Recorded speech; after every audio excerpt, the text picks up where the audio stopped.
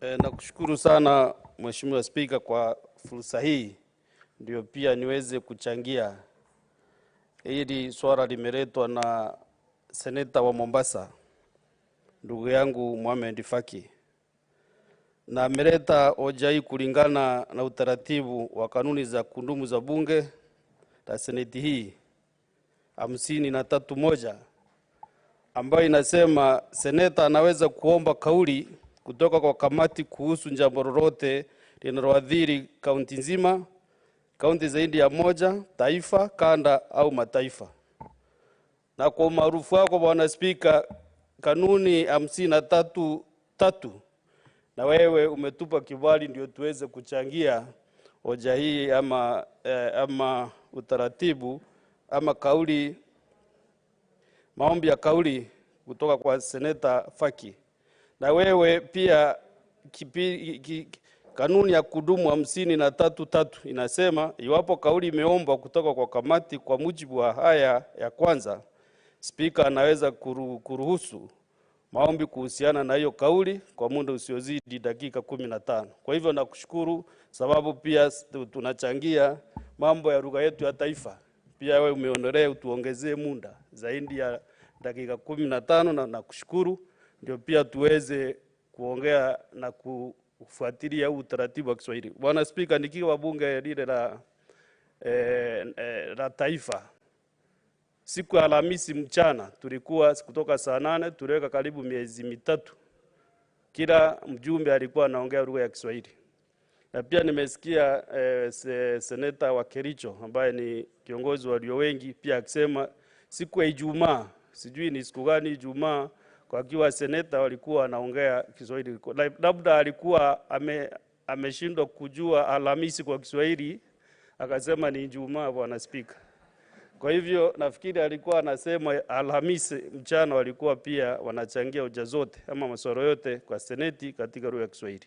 Kwa hivyo Bwana Spika, pia sisi tunaweza rekebisha kanuni zetu za kudumu, pia tuweke siku moja kwa wiki, kama ni Jumatano asubuhi, Jumatano saa 8 ama Alhamisi saa 8 mchana, ndio tuweze pia kuwa hiyo siku tunaongea Kiswahili, ndio tuweze kukuza lugha yetu ya taifa.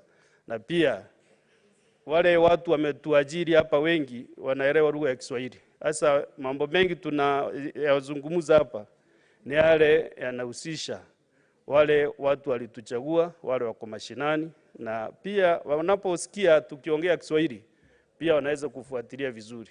Kuna viongozi wamekuwa hapa maseneta wakiongea Kiswahili, sana sana kiongozi walio wachache pale, Mheshimiwa Mwaruma, Mheshimiwa Mudigi na seneta Faki mwenyewe. Seneta Tabitha Mutinda amesema vile pia yeye hutumia Kiswahili, lakini ni kidogo kidogo. Hiyo ameongea Kiswahili hapa sio mara mengi, Bwana Spika. Kwa hivyo nampea nguvu sasa kutoka leo aweze kuongea zaidi, sababu sio siku zote wanatumia Kiswahili. Kwa hivyo mimi ni kutoka leo nimeamua pia nitakuwa sasa natumia lugha ya Kiswahili. Yule naona hako kwa shinda kubwa ni kama seneta wa Migori, sababu sijui kama huyo Kiswahili kiko. Thank you, Mr. Speaker. I rise pursuant to Standing Order 53(1) to seek a statement from the Standing Committee on Health regarding the status of pending bills owed to the Kenya Medical Supplies Agency, Authority, KEMSA, by counties from the financial year 2021-2022 to date. In the statement, the committee should, 1, provide a detailed breakdown of all outstanding payments due to KEMSA by each county government, indicating the total amount owed and an aging analysis of those debts. Number 2, state the particulars of supplies delivered to each county and the corresponding requests made by the counties for the financial year 2022-2023 and state reasons for any shortfall. Number 3, explain the impact of delayed payments by the county governments on KEMSA's stock levels and operational efficiency. Has been unable to supply vital and essential drugs such as painkillers, antibiotics, antidepressants, anti-cancer medication, and anti-diabetic medication, resulting in unnecessary deaths in the counties. Thank you, Mr. Speaker. Senator Dulo.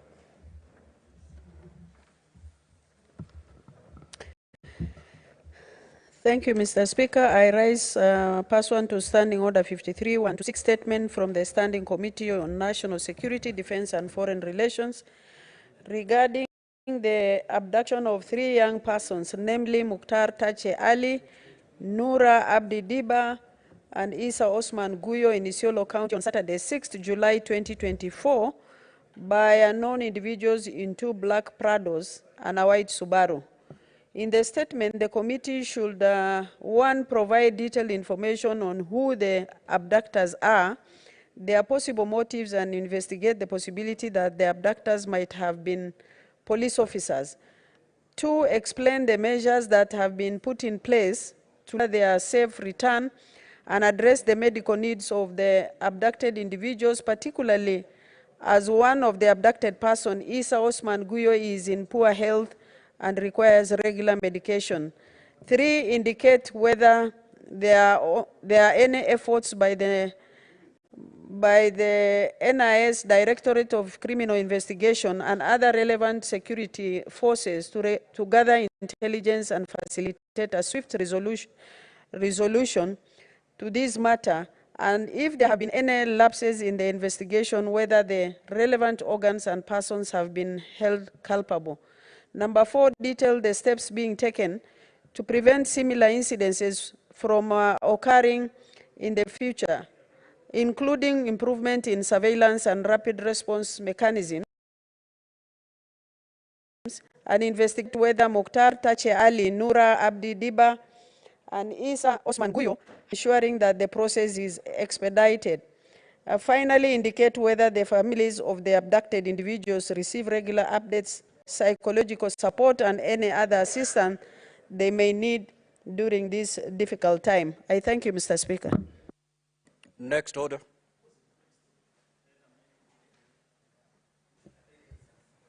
Order number 8, motion, the current state of the nation. Senator Seki.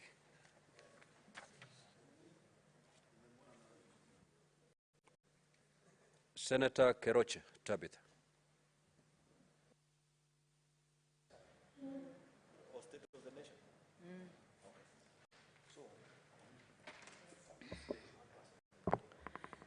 Thank you. Thank you, Mr. Speaker, sir, for giving me this opportunity to talk about the state of the nation. And I want to thank the senators who brought this motion, because it's very, very important. As we all know, that we can't wipe whatever is happening in this country away. I want to express my deep and sincere condolence to all the families that lost their loved ones during these demonstrations. The loss of our life is not just deeply painful, but our Constitution decrees that every life matters and should be protected at all costs. As a mother who knows the pain of losing a child, I empathize with all parents currently mourning. I plead with my president that did that such act and threat to our government. I want to thank the CS Kidiki, because I remember during the recent interview that he did in The Citizen, he promised that those police that really did shot those children when they were peacefully demonstrating, they will be held accountable. I also wish to convey my deep and sincere sympathies to all those who lost their properties due to the unfortunate organized hooliganism and uncalled for vandalism. As an industrialist who knows the sacrifice and hardship of entrepreneurship in this country, it is very sad to see police watching over these rooters and thieves as they root and destroy these businesses instead of arresting them and charging them over their criminal acts. In some areas, we saw the police taking over 2 hours to respond. I want to plead with my government, and especially these hard economic times that we are in. These business people, some of them may never be able to come back. I'm pleading with our government to ensure that they can come hand in hand and support them so that they can revive their businesses. I also want to thank and congratulate the Gen Z for the courage to speak up, which courage emanates from their sincere love of our nation. They have seen peace, they have not just been peaceful, but they have operated within their constitutional rights. It is unfortunate their peaceful demonstrations have been hijacked by the criminals. Thank you to the Gen Z, the demonstrations off after realizing that it has been hijacked by criminals. I want to thank His Excellency, our President, for agreeing to engage or to talk to these Gen Z through the X-Space. And I plead with with our President to continue engaging with this Gen Z, because our children means well to our nation. I know, our President, you have the capacity to resolve this crisis, and we are behind you as you implement peaceful solution. To those organizing goons, hooliganism, and anarchy, it is the most unfortunate development, and I wish to condemn it in the strongest terms possible.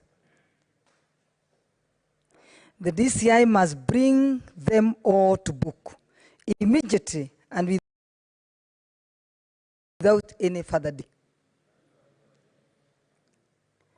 It's unfortunate that when even our CS, Duale, was being interviewed, the latest interview that he did in the TV, it's Citizen TV,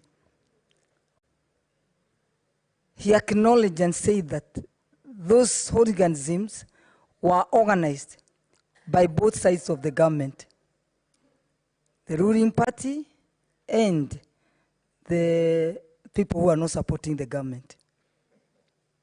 It's quite unfortunate. The DCI must bring them to book immediately and without any other further delay, because they are known who they are, and we need to stop this. That when our children were fighting for their rights, we ourselves, the politicians, can go on and hire hooligans to come and counter what peaceful demonstrations were doing. So these are people that should be arrested, so that they should not be heard anywhere in this country, because whatever went through, they should be held responsible. Mr. Speaker, sir, Gen Z have brought out very clearly that we leaders have failed the people who elected us or who put us in those offices. If the devolved funds going to the counties was utilized and spent right-free, should have a manufacturing plant where our youth would be applying their skills and talents in nation building. Our county governments, to start with, have failed us, and we must rethink our devolution while wiping out all corruption, both from national and county government, and all other systems of government.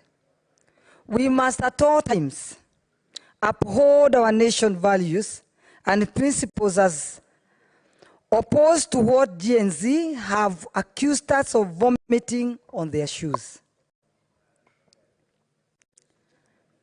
Mr. Speaker, sir, I want to talk to the chairman of the Finance Committee.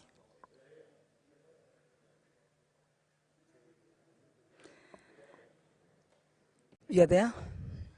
That any time they are doing proposals on increment of taxes on commodities, would we be very careful not to increase or to propose commodities that will provoke the Kenyans? Because the finance bill was the best finance bill that we will ever see.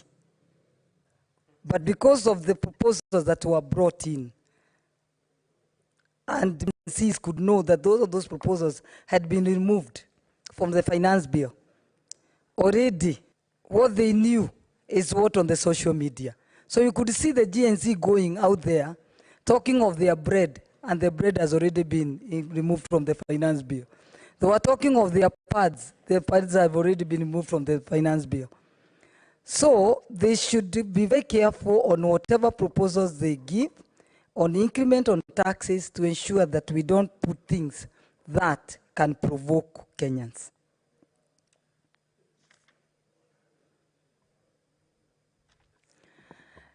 When His Excellency was was being interviewed, that roundtable interview with the media, he also talked of the communication. He was left down by the communication team. I think, Mr. Speaker, sir, I'm advising, because I know in Kikuyu we say even the older ones can be advised. The only bad thing is if you can abuse somebody. Just to ensure that he picks the right people in all his sectors. Is it communication? Is it when it comes to the CSS? He should now pick the right people. The people with the capacity, because they will continue letting him down, and we will continue people blaming our Kenya government, Kenya Kwanza government. Well, it is the team that has been put there that is failing us.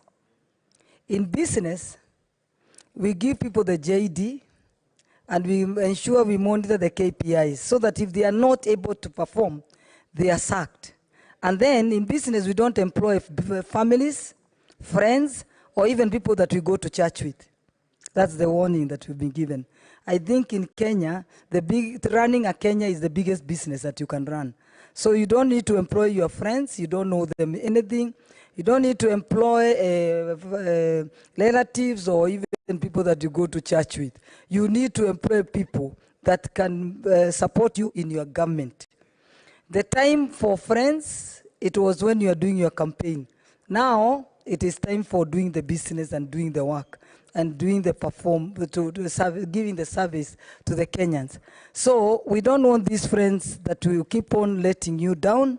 The Genz has mentioned them. I don't want to mention them on the floor of the House, and they don't want to keep on repeating their names, so that they don't keep on being knocked as they are walking when we keep on mentioning their names. But they are known. It's everywhere now known. You reshuffle that cabinet and ensure you put the right people based on based on their capacity. I know how loyal you are. I can congratulate you on that. You're so loyal. But sometimes loyalty can be a weakness. And it's a high time now you ensure that it's not about loyalty. It's on how people can perform and move this country to the next level. I've been to the PG, and you can see some of the CSs. I even ask questions, and they're not even able to respond. You are the same person, you as Your Excellency, comes out to respond on their behalf.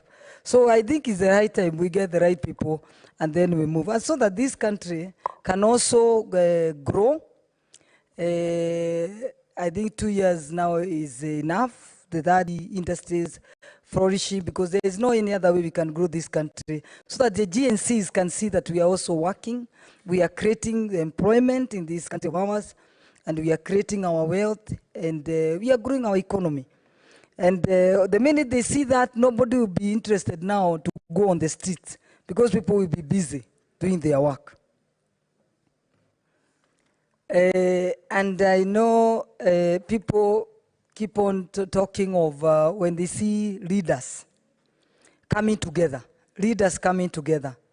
When it's come now, we have only one president, and it's known we have only one president. So meaning, if you have one president, we have all to work with that one president. So I saw people like yesterday in the meeting that we were in, talking of that Raila was in that meeting. He's just coming, invited by the one president, because we only have one president. So we need to bring this unity, the dialogue, and accept that we have to work together, all of us, so that tomorrow we are giving good examples to the GNZs, and they can see we are all working together as a team. And we can give them hope that this country is moving to the next level.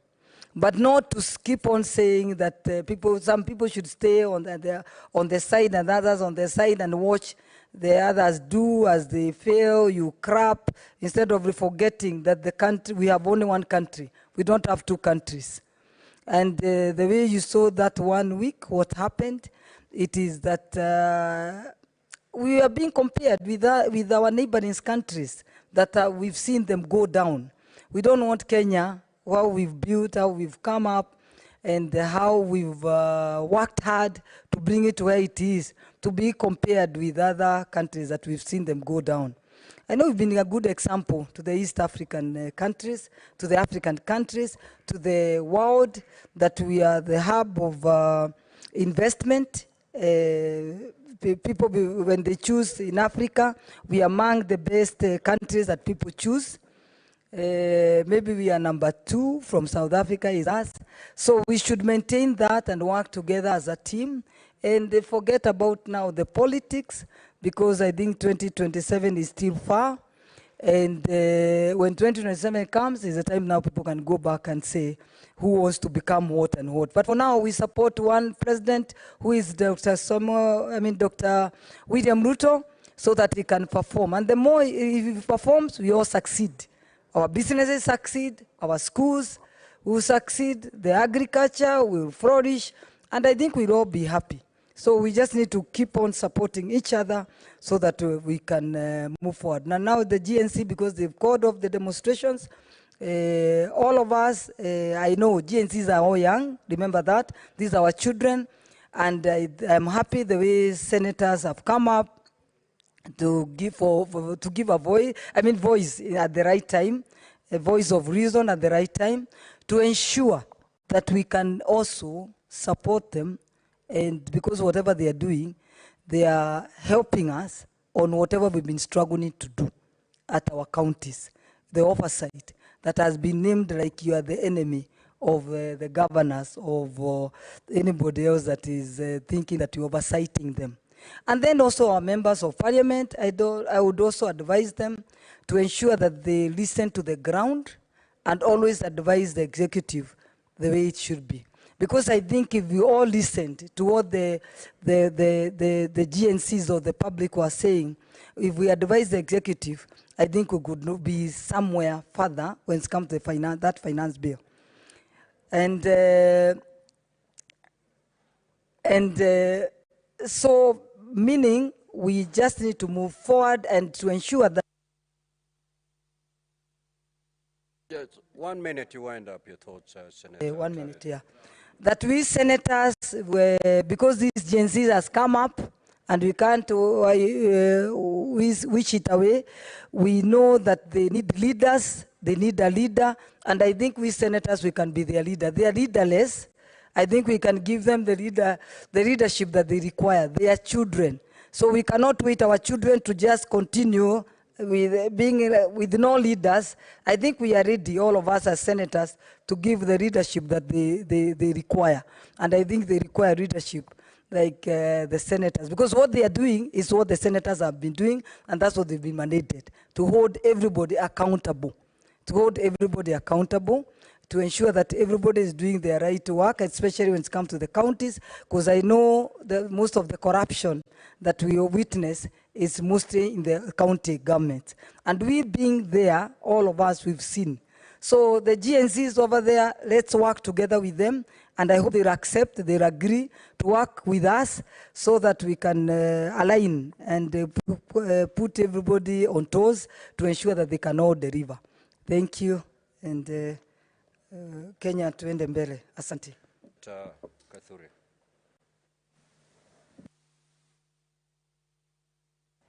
Asante sana Mheshimiwa Spika, sababu ya nafasi umenipea ndio nichangie. Hii hoja ililetwa na kiongozi walio wengi wakishikiliana na kiongozi wa wachache. Bwana Spika, kwanza kabisa ningetoa risala za rambirambi kwa wale wa Kenya ambao waliadhiriwa wakapata vifo vingi sana Bwana Spika, 39. Kuna watu wengine bado wa Kenya wako hospitali mbalimbali.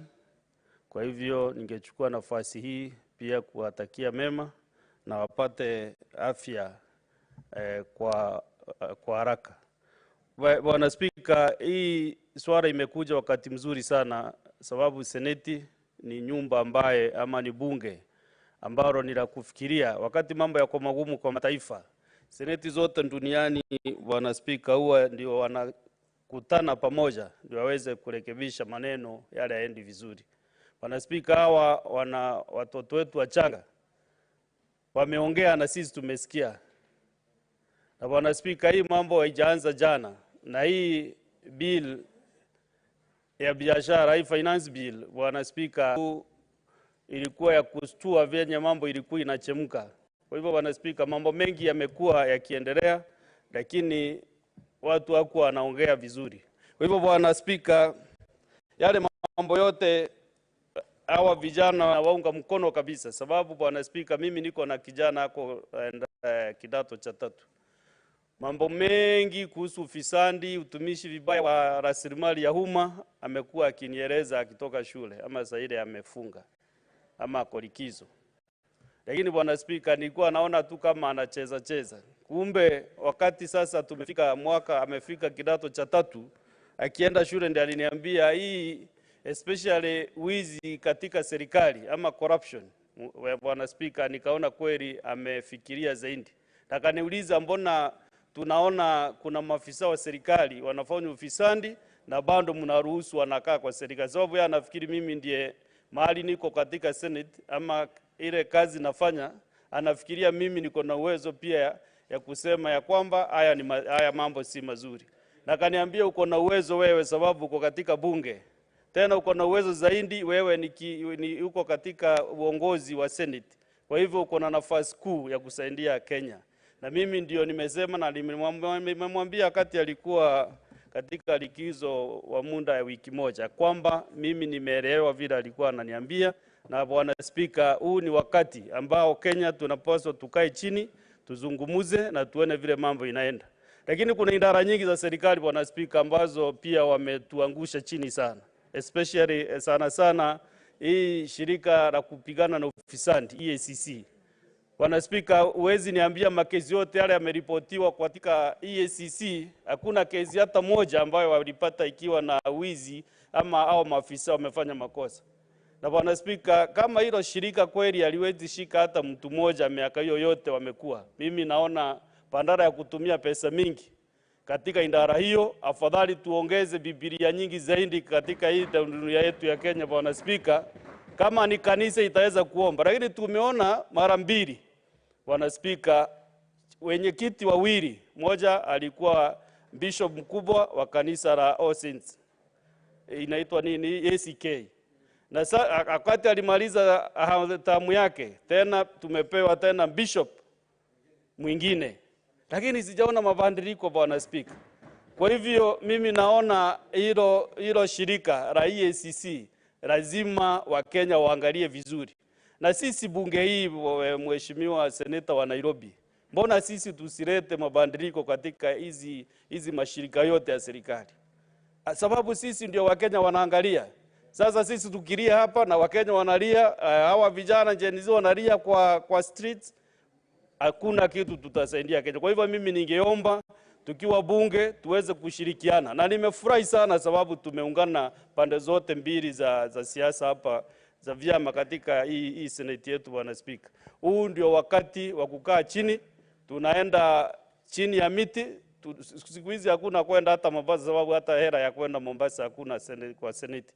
Tunaenda tunakaa chini, hata kama ni kwa shule hapa Nairobi ama kwa university, tunaongea tukiwa seneti 67 ndio tuweze kubadilisha nchi yetu.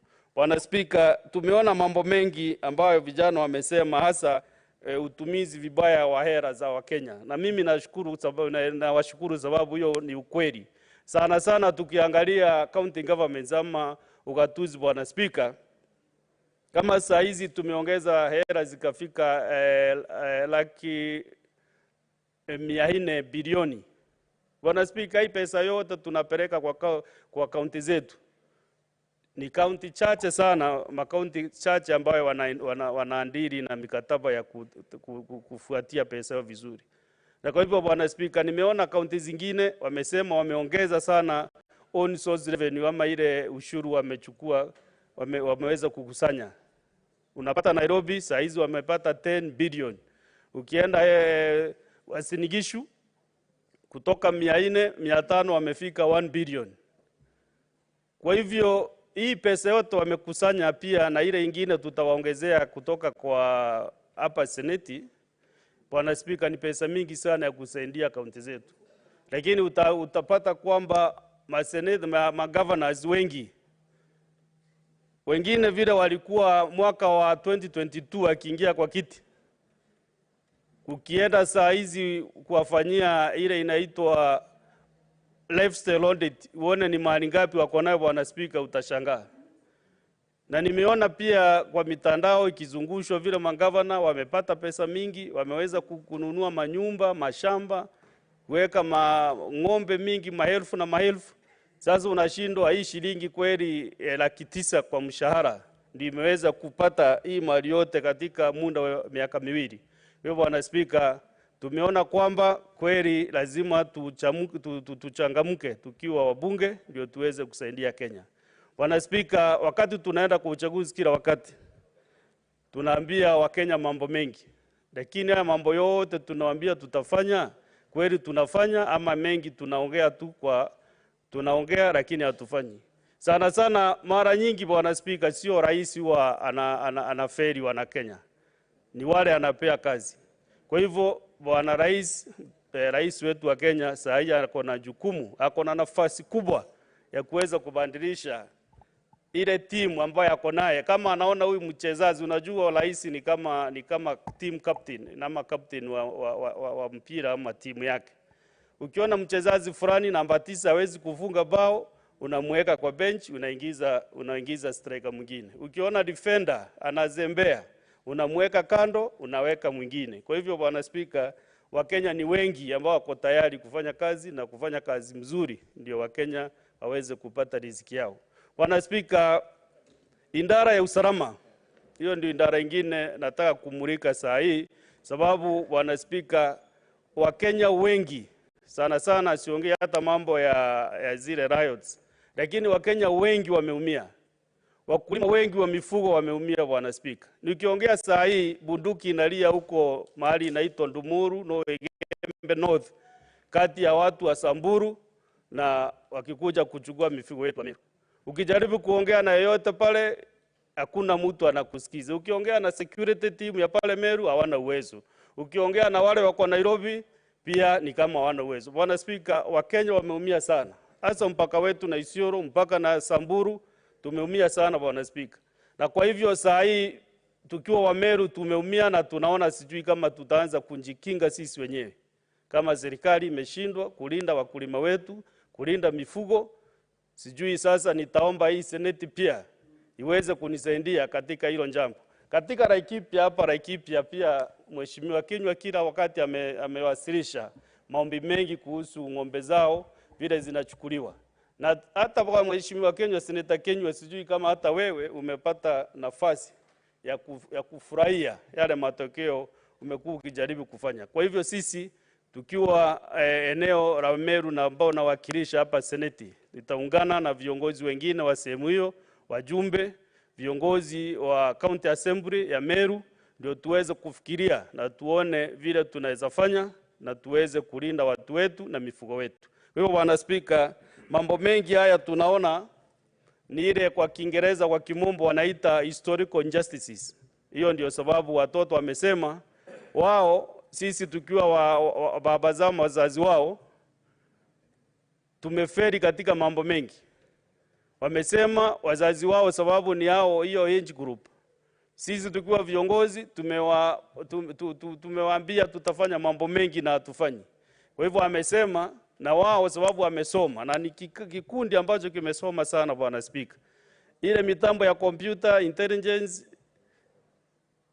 ile mitambo ya computer na maendeleo mengi ya IT Bwana Speaker, wale watoto wako juu sana. Na mawasiliano yao ni very instant. Wakitaka kuamua saa hii waongee wakiwa milioni 1, wataweza kuingia kwa mitandao na waweze kuwasilisha ujumbe wao. Kwa hivyo hata mahali tunaenda, uchaguzi tunazofanya siku za kesho, rais Bwana Speaker, hawa vijana watakuwa na malizia uchaguzi kwa mitandao. Kwa hivyo ni vizuri, ni shauri wenzangu hapa waweze kukaa vizuri na vijana, sababu akiamua seneta wa Kakamega, wakiamua kampeni yao kwa mitandao waseme huyu hawezani, Bwana Speaker, siku ya kura atakuwa anajipata kwa shinda. Kwa hivyo tunyenyekee, tuwasikize kabisa, tuweke mikutano na wao, ndio tuweze kujua ni kitu gani wangependa kufanywa zaidi, ndio tuweze kuwa tunakaa nao vizuri Bwana Speaker. Bwana Speaker, nataka nimalizie hapo, lakini nishauri wenzangu, lazima tuwe macho sana. Lazima tuwe macho, lazima tusikize, na lazima tufuate yale mambo yote wanataka. Na Bwana Speaker, nimeona pia rais ameteua, kabla nimalize nimekumbuka, rais ameteua kamati ya kufuatilia madeni ya Kenya.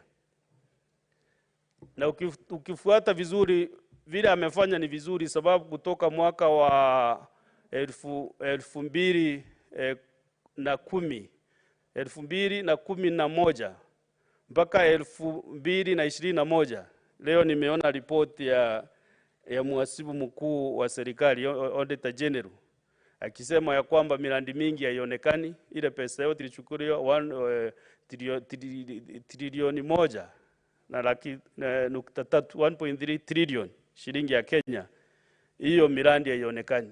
Kwa hivyo mimi nimefurahi vile hiyo kamati itakuja iseme, sababu mambo mengi ya hizo pesa mingi tunalipa leo hazikuingia kwa ile kazi rasmi zilikuwa ziingie. Wezi omba ndeni ya kulipa mshahara, wezi omba ndeni ya kufanya mambo mengine. Ukiomba ndeni lazima iende kwa mradi fulani. Na kama hakuna miradi iliendelea, ni vizuri hiyo audit tuweze kuona vizuri hiyo pesa yote ambayo tunalipa leo ilifanya kazi gani. Hasa wakati ilifika wa ile handshake ilikuja ile kwa ile last government. Kutoka hiyo wakati ndio mambo ilianza kusambaratika. Na kwa hivyo ni vizuri tuwekwe kwa bayana kabisa ni kazi gani ilifanyika. Vile siku ile ulinishauri Bwana Speaker, lazima tufinye uzaa mahali huko. Lazima tushirikiane tuwe wa Kenya, tufinye kabisa mahali kuna uzaa na tujue ni shinda gani ilitokea, ndio tuweze kumaliza hizi shinda zote na Kenya iweze kupoa Bwana Speaker. Kwa hivyo hata wale shirika la LSK ambao wamesema hawataki kuungana na hiyo kamati, Ningewaomba tu waangalie, sababu hata kama katiba ya Kenya imepea nguvu Auditor General kuwafanya audit ya madeni yetu, ni vizuri tuwe na rifari wengine tu kuangalia. LSK yungane pale, shirika la wainjinia waingie pale na mashirika mengine, ndio tuweze kuona kweli hiyo audit imefanyika vizuri na tuweze kujua ni madeni gani tuko naye na tutalipa namna gani, na hayo madeni tulichukua yamefanya kazi gani katika taifa letu la Kenya. Kwa hivyo nashukuru Bwana Speaker, asante sana. Senator Chimera.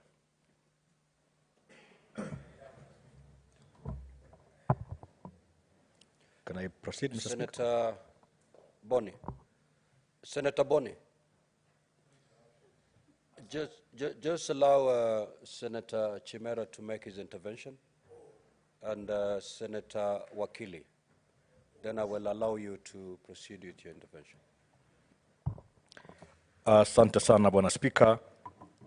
Nimeona kwamba leo bunge la Seneti limeamua kuendesha shughuli zake rasmi kwa lugha ya Kiswahili, na hivyo basi kwa heshima kuu utaniruhusu Bwana Spika pia mimi niendeleze haya maudhui kupitia naibu wako Mheshimiwa Kadhuri kutoka kaunti ya Meru.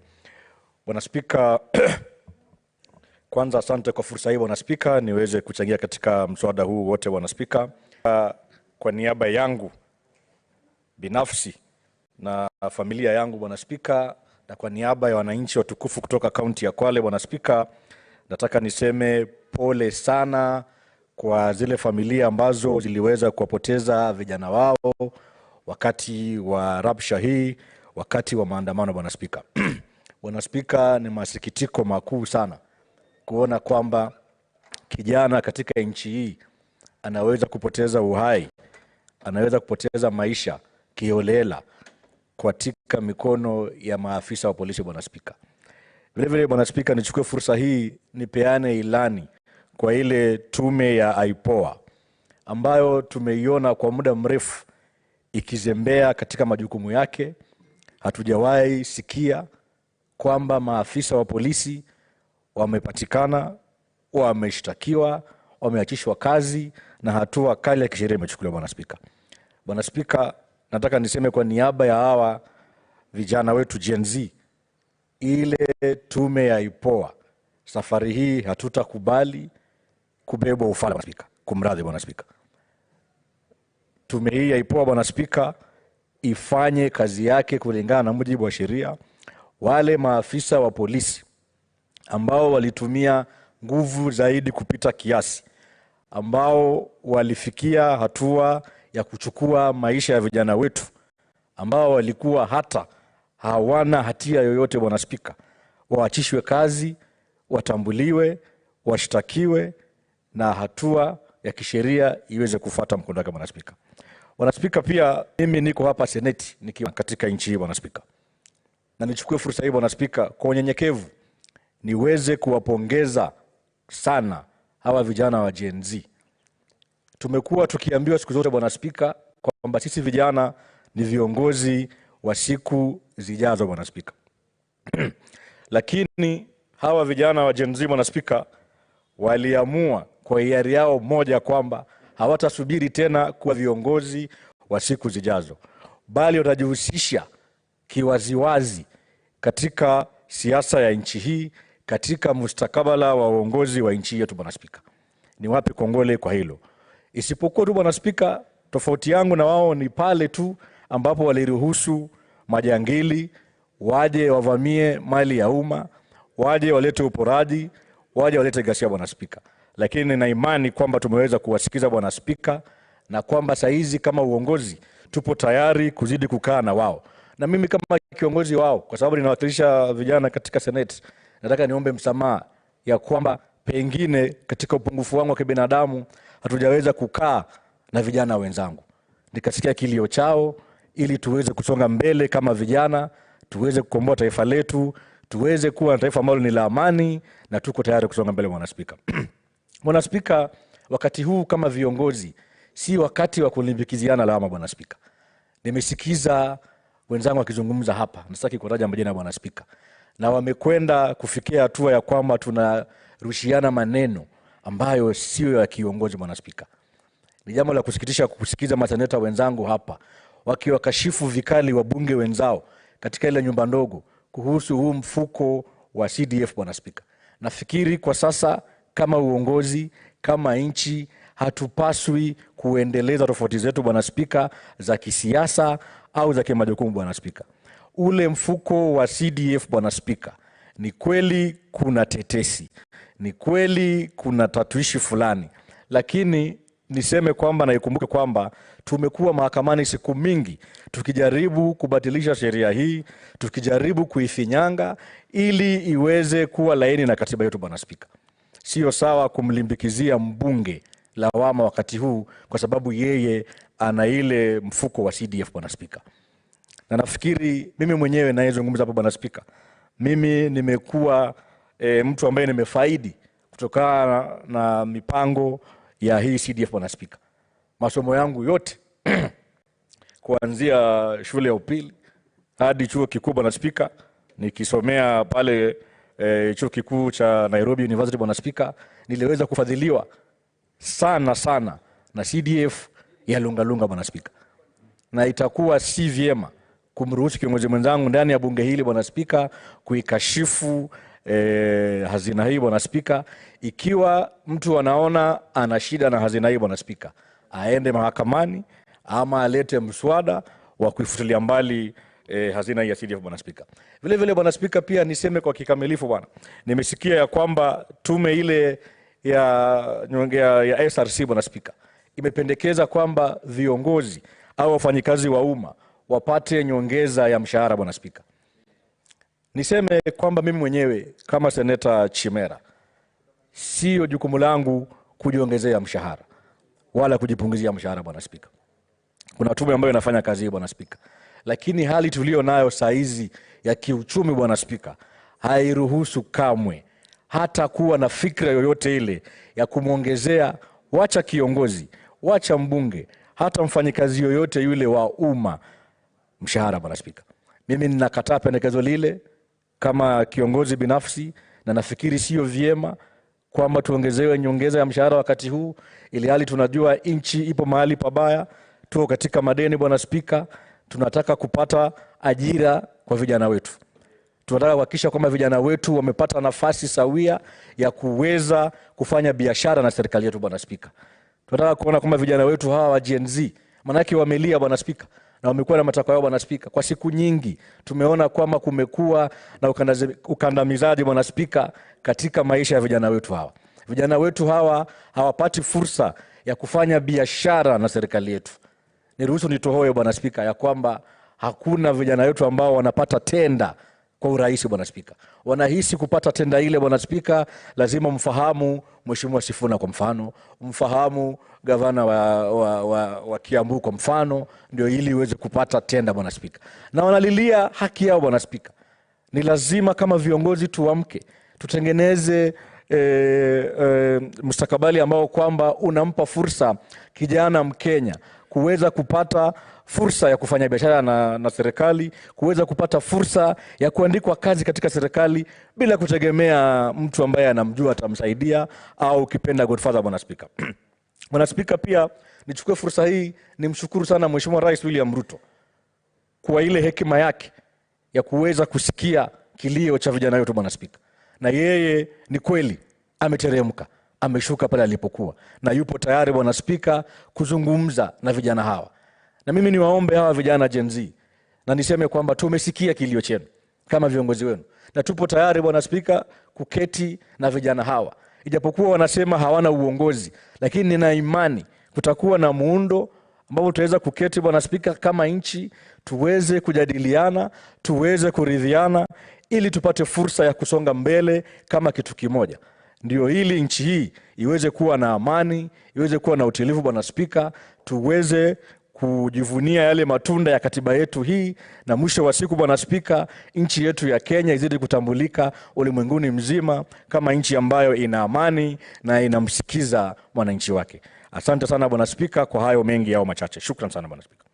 Senator Sigei. Wakili. Thank you so much, Mr. Speaker. And I would also like, in a very brief way into the motion that was tabled before this hallowed house by the leader of majority and the leader of minority. And from the very onset, Mr. Speaker, I would like to appreciate the bipartisanship that they took as leadership in order for us as a house to reflect and ask ourselves the questions which this house has been asking for the last 3 sessions that we have debated on this motion.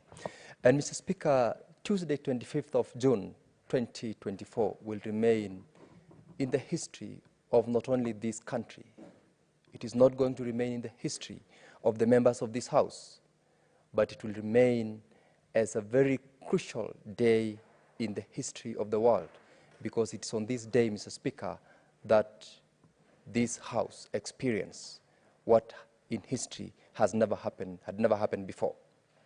This parliament was attacked. This parliament was visited. And members of this house, members of the secretariat and the public witnessed what we had never witnessed before. It didn't just happen, Mr. Speaker, but it happened so that we reflect the way we are doing now. We've done this before, we're still going on, and I believe out of this reflection that we have had as a house, we will come up with solutions. We will come up with recommendations. We will come up with ideas that we as Kenyan leaders who are in this space for this time, for this term, will be able to guide the future generations and also the style of leadership that we have had. Mr. Speaker, the demonstrations that we had sent a message not only to us as leaders, but to the rest of the Kenyans, because indeed it was not just a matter of coming into this house. Mr. Speaker, the young Kenyans who decided to take up their rightful constitutional mandate, which is provided for as a right under Article 37 of the Constitution of Kenya, to come and tell the world that things are not okay, that the leadership of this country has had challenges in executing its mandate. And it is during that time, Mr. Speaker, that indeed everyone did appreciate that there was something wrong. That is why, Mr. Speaker, we have talked, we have reflected, and we have come to the conclusion that it was not just about the finance bill. It was not just about the issues that the National Assembly had debated, engaged the public, and passed, or rather decided to deal with in the finance bill. It went beyond that. The conversation, Speaker, has gone beyond that particular bill. And I believe it is that day that will help us as leaders, those who are in office now, those who will be in office in the future, to reflect and get to know what is it that they are supposed to do when they are in office. Mr. Speaker, among the very critical issues that that particular day brought out, and which has become a subject of a lot of conversations both within and outside Parliament, is about corruption. It is not that we had issues as Kenyans from paying the taxes. The youth of this country are saying, this money that we pay into the government coffers needs to be utilized in a manner that is reflective of the financial or economic situation that we are in this country. And Mr. Speaker, members here have talked, and I asked myself, especially when we had the first debate on this particular motion of the day, whether we were talking for the cameras, whether we were talking because we needed to talk, or whether we were talking because we got the opportunity to express that which we had. I believe and I hope that all the leaders who've talked to this motion in this house spoke to themselves as individuals, asked themselves the hard questions that they were pronouncing as to whether or not when we sit back in our various offices, we utilize the resources that we do. It is not enough to accuse or blame other leaders and say so-and-so has not done what they are supposed to do. The members of the National Assembly have failed. The members of other house, in this case, have also not done their job. Those who are in the executive have failed. How about us as a house of the city? Those are the hard questions that I believe at the end of all this debate, we should be able to reflect as leaders and ask ourselves, when I sit back, when I oversight the county government that I represent, do I do it because I have failed to get a share of that which goes out there, or I'm doing it because I want to make sure that service delivery to the people of Bomet is within the amount of resources that has been allocated to that particular county? Do I do it because I am fighting a political score? Do I desire to also engage for purposes of political gain? Mr. Speaker, I believe this motion and the recommendations that we are going to make will be those which are for posterity. It will be the recommendations that if today you were to be in that office as a governor who has exited from this office as a senator, you will be able to do it because it is the right thing to do. It is not enough, Mr. Speaker, to blame everyone and say, where did we lose and where did we miss the track? I believe it didn't have to take the young Kenyans to demonstrate, to let us know that there is a problem or that there is an issue with leadership. It is time that we reflect and deal with issues on governance at all levels of leadership, whether it is at the Senate, whether it is in the National Assembly, or whether in the county governments, where we all know there is rampant corruption.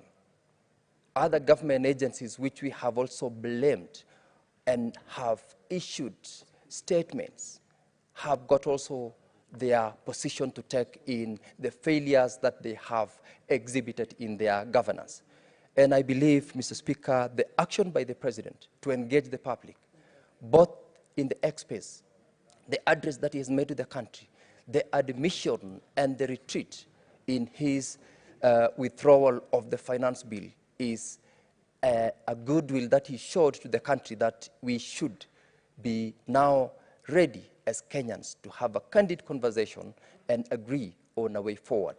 Mr. Speaker, yesterday when the IEBC bill, which is a product of bipartisan and NADCO engagement, was signed out, it also bore fruit and gave direction into the way with which we would desire to run this country. And I believe the framework that has been set, which will start off next week, will feed into a lot of the conversations that we have had, both in this house and outside, as to the kind of leadership that we would want as a country. I believe the dialogue that will come will also be implemented not only at the executive level, but also in this house as the House of Parliament. It will still go to also the management of our debt, because it is not that it started yesterday. It didn't start on the 25th of June. It started before. It has been happening. It became heavy when it had to take the young ones to tell us that you have failed in the leadership style that we have had. And I believe that as leaders, it has given us a new lease of life. It has given us an opportunity to reflect and also decide on the direction which we would want to take this country. Mr. Speaker, the young ones talked about employment opportunities. They have gone to school, they have trained, they have experience, and they need to do that which they went to school to study for. But we don't have that opportunity. Why? Because we have not been able to advance and enhance, for instance, in our agriculture sector.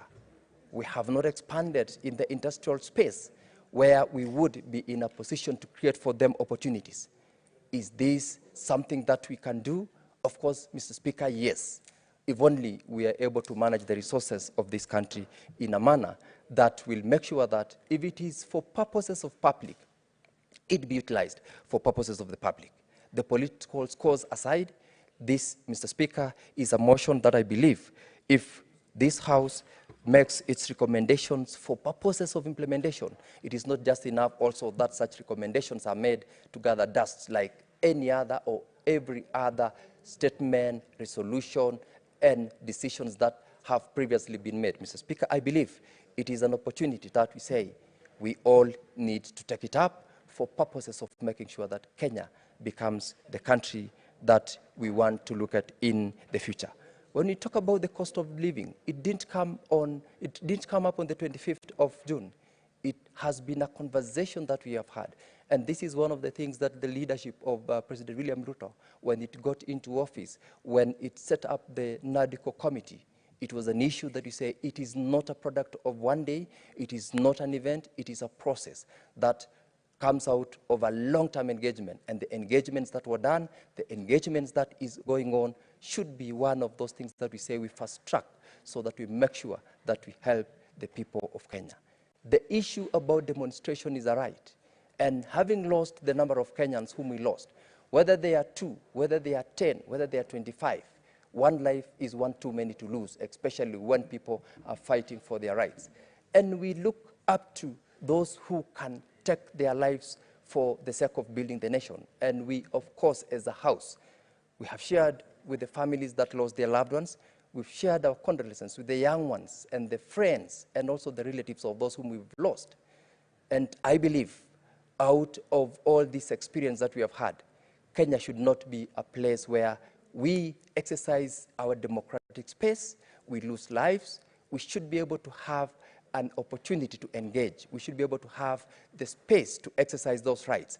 And we should be able to have the leadership that is in office that will appreciate that this is a right that cannot be taken away from and given the space. The most unfortunate thing, Mr. Speaker, is a situation where we have the leadership. For instance, in this particular case, we have not had the Inspector General of Police speaking, even for a second, even sending messages of condolences. Yet he's the one in charge of an independent unit of security of this country.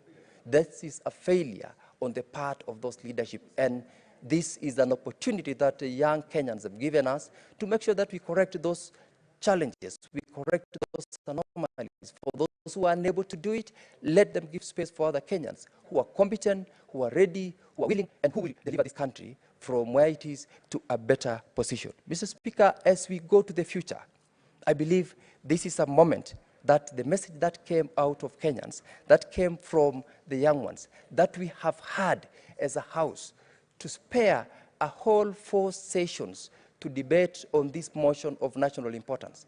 It has given us the opportunity to correct and right the wrong, and as a matter of strategy, have a proper strategy going forward so that we don't lose the opportunities as Kenyans, and we become a house that in generations to come, it will be the house that we will be remembered.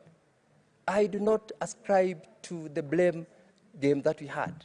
The other day, members of this house accusing our colleagues in the National Assembly of misuse or abuse, when in itself, I would rather say than that we first of all have got to reflect on ourselves and reflect on the entire leadership and also the way we have utilized the resources of this country. And Mr. Speaker, as I conclude, I want to once again appreciate the leadership of this House for making sure that this particular motion is given prominence, is given opportunity so that every member of this House speaks, because we speak as a representation of the people. We speak on behalf of our people. And this message should go across all those other people in leadership, including the county governments and the governors who are in office, where we all say this is where the problem is. We have resources, send out to the county governments. Every other aspect of it has got an issue to do with challenges. In my county, like Bomet, for example, the young generations have said tomorrow they're going to go to the streets. And when they say that they're going to go to the streets to demand for delivery of services, it is not because of anything. It is because they have issues with the governance that is in office today. And when they say so, these are the people who do not need to be reminded of their rights. They have woken up. They have realized that there is a miss in the leadership. And that space can only be filled when people are given the right to demand what is there rightfully in place in law, and also to exercise that right without the interference of anyone. And I want to encourage Kenyans to do the same thing, because this is the only way we will keep the leaders who are in office in check. We will also let them know that if there is a failure, we will not keep quiet. We will let them know this is our right as Kenyans, this is the right thing to do, and if they are not ready to change and do as it's expected, it is their time to pack and leave and give room for Kenyans who are ready to have leadership. Mr. Speaker, I want to thank you for giving me the opportunity and look forward to the recommendations that will change the style of leadership in our great country of Kenya. Thank you very much, Mr. Speaker. Thank you, Senator Sigei. At some point, I saw Senator Julius Mulgo interested to make his remarks. Are you still interested, Senator Mulgo? Mr. Speaker, I beg to move that the debate on this motion be adjourned pursuant to. But actually, don't struggle so much because there is no other senator who is interested to speak. So it is already concluded.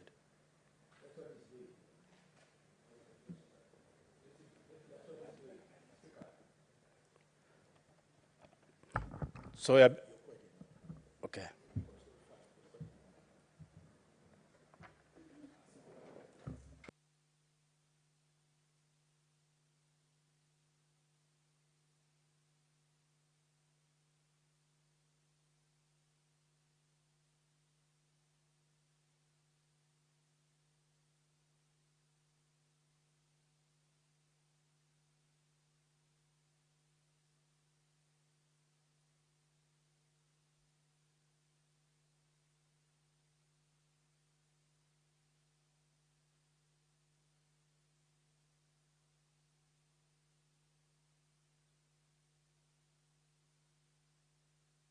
But then, Honorable Senators, when you have an issue that you want to canvass, the only person you should approach is the chair, so that the chair is well informed of intention.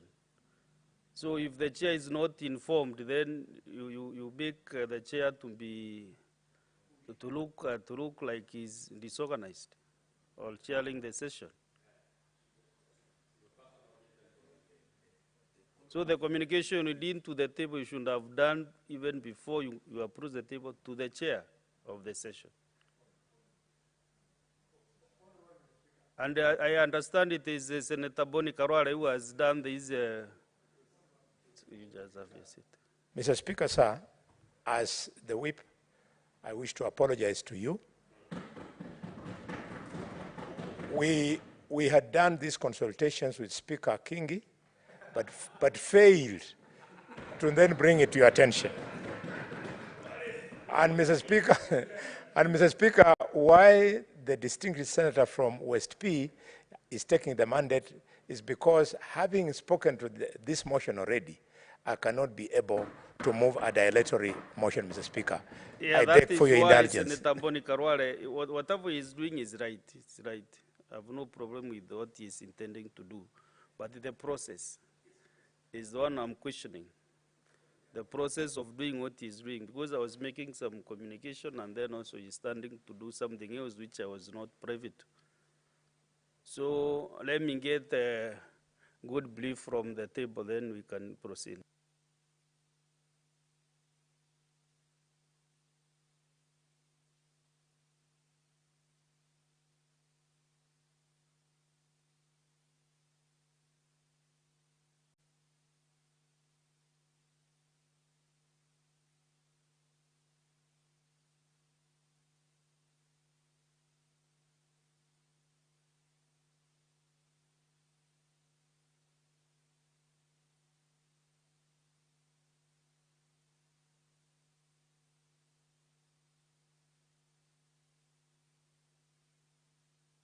Mulgo, Senator Julius Mulgo, proceed.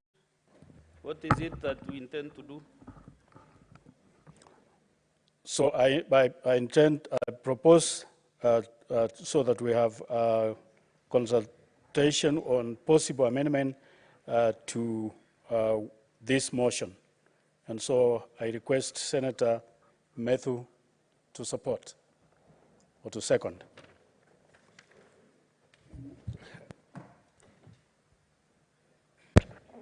Honorable Speaker. Oh, yeah. Thank you very much, Honorable Speaker. I know because we have made various contributions, and it's not just a motion like any other. This is a motion that would have wanted to have resolutions on it. So that is why I would want and seek that colleagues agree that we adjourn so that we shall have resolutions to this particular motion. So I second, Honorable Speaker.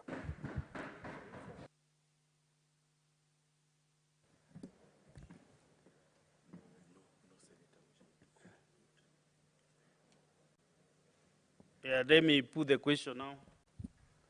That this is according to Standing Order 110.1, that the debate of the motion on the state of the nation be now adjourned. As many as of the similar opinion say aye. Aye. As those of the contrary opinion say nay, the ayes have it.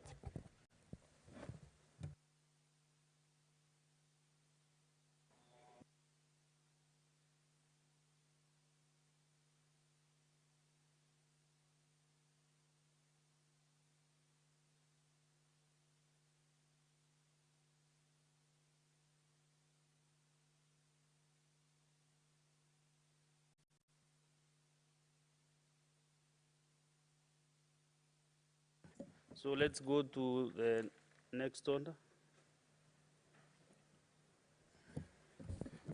Order number 9, motion, report of the Select Committee on Delegated Legislation on its consideration of the Social Health Insurance General Regulations 2024 and the Social Health Insurance Tribunal Procedure Rules 2024.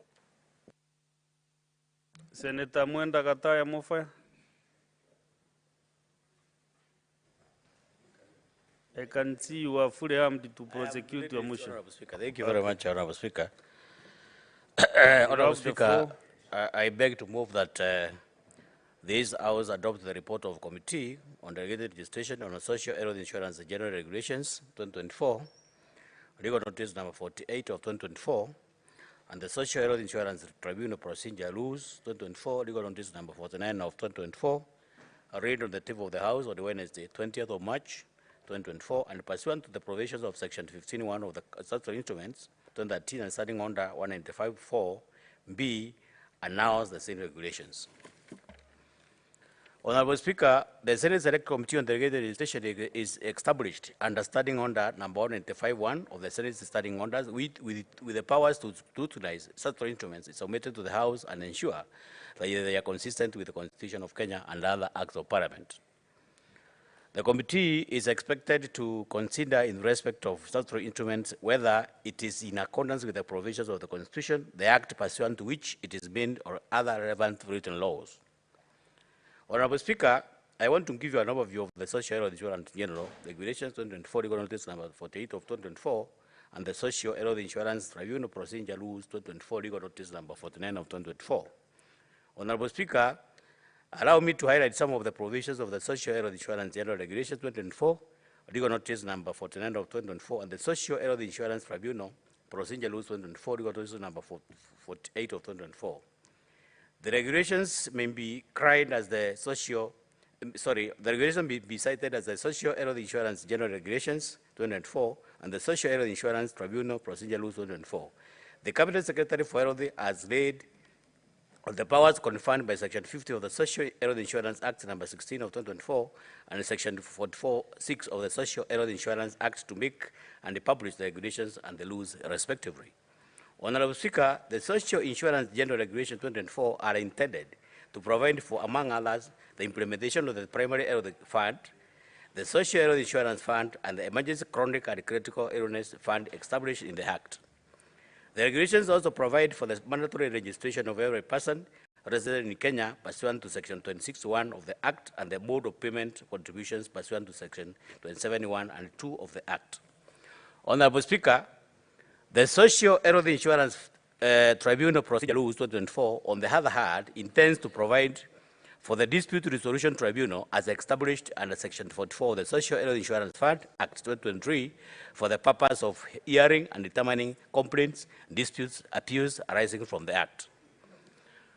Honorable Speaker, the Social Health Insurance General Regulation 2024 and the Social Health Insurance Tribunal Procedure Rules 2024 was submitted to the Senate by the Cabinet Secretary, Minister of Health, on 8th of March 2024 and tabled before the House on 20th of March 2024.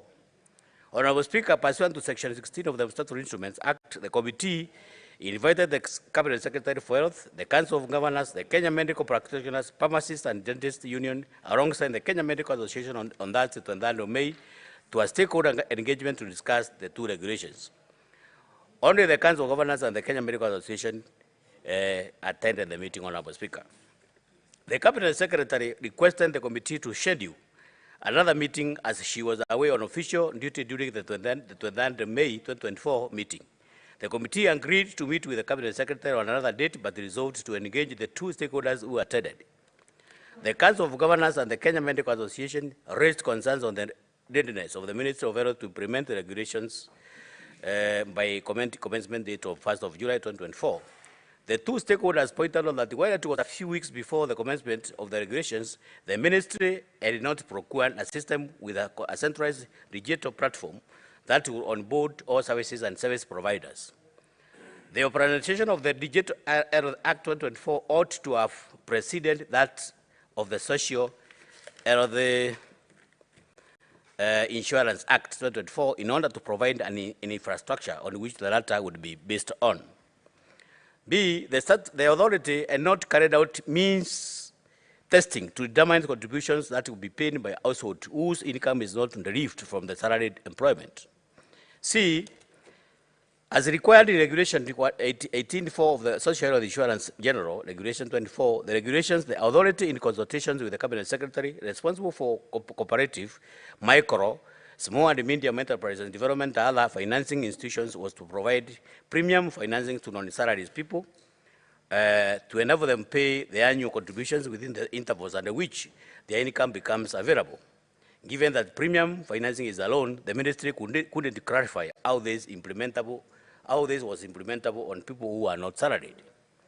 The authority had not conducted nationwide registration of contributors and beneficiaries.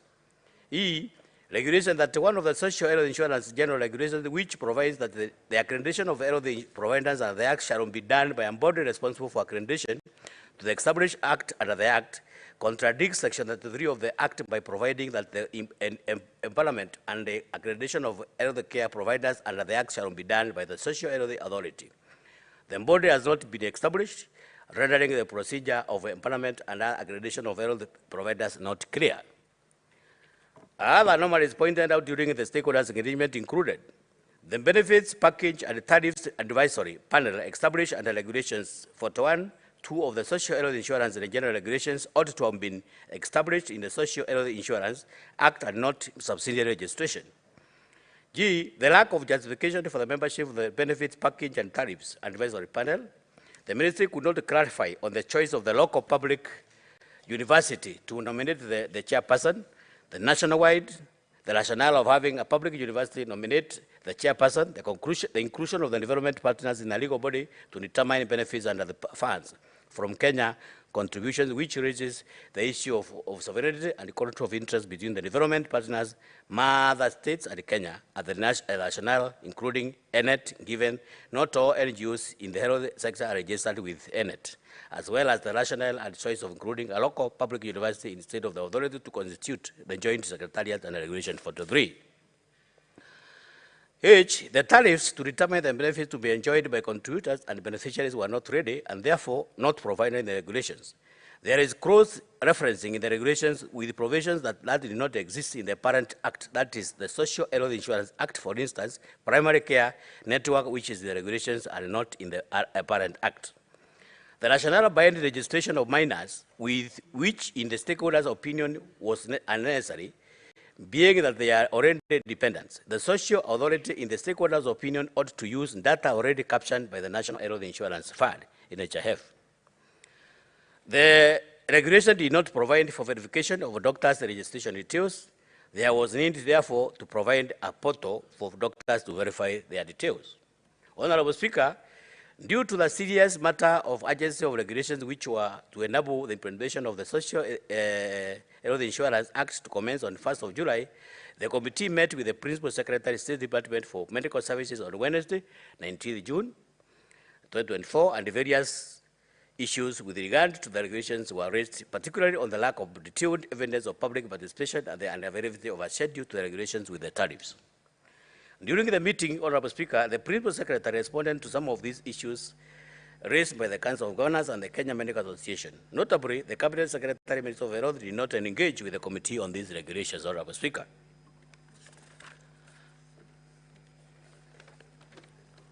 And the rules, despite having been invited on 3 different occasions for a meeting with the committee, the Cabinet Secretary sent letters explaining an availability dated 22nd May 2024, 18th June 2024, and 21st June 2024.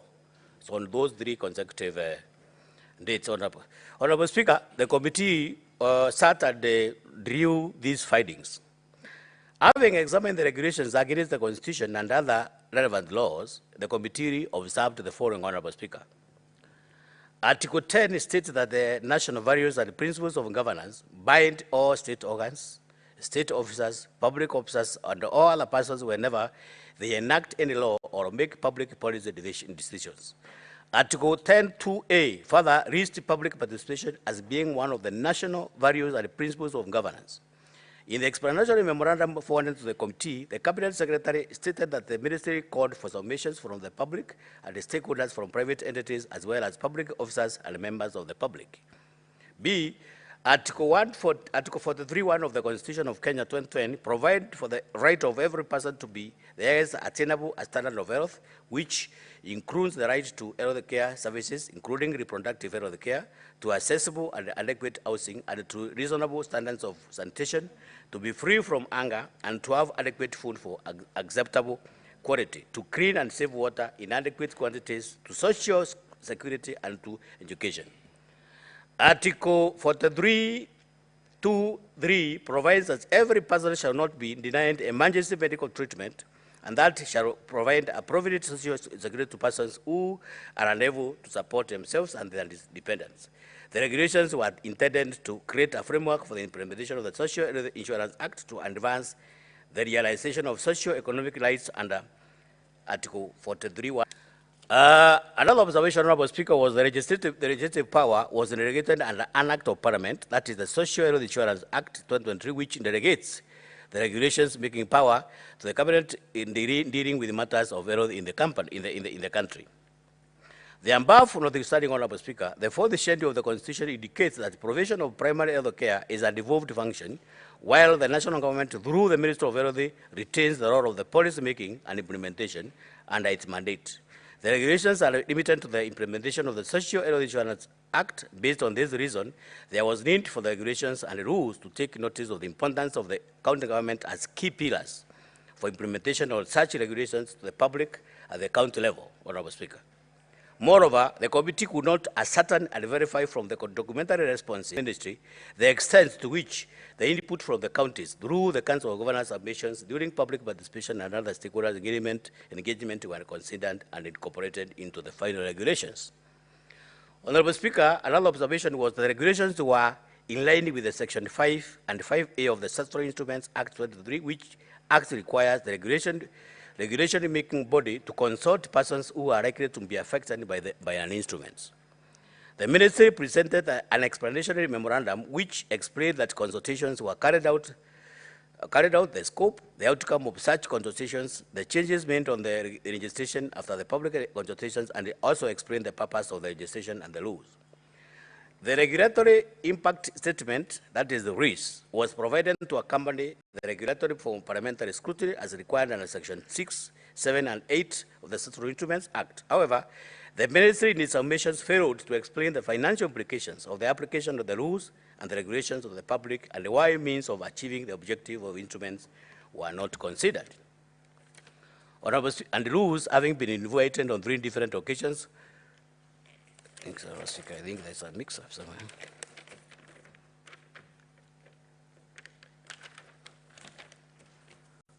Honorable Speaker, having gone through these provisions, the committee sat down and drew quite a number of recommendations. Mr. Speaker, based on the observations made, the Select Committee on Delegated Legislation therefore makes the following recommendations.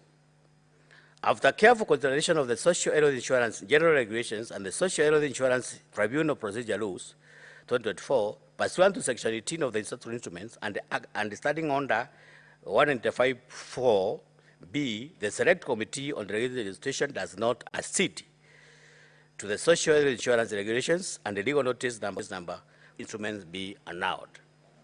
With those remarks, Mr. Speaker, sir, I beg to move that this House announce the Social Health Insurance General Regulations and the Social Health Insurance Tribunal Procedure Rules 2024.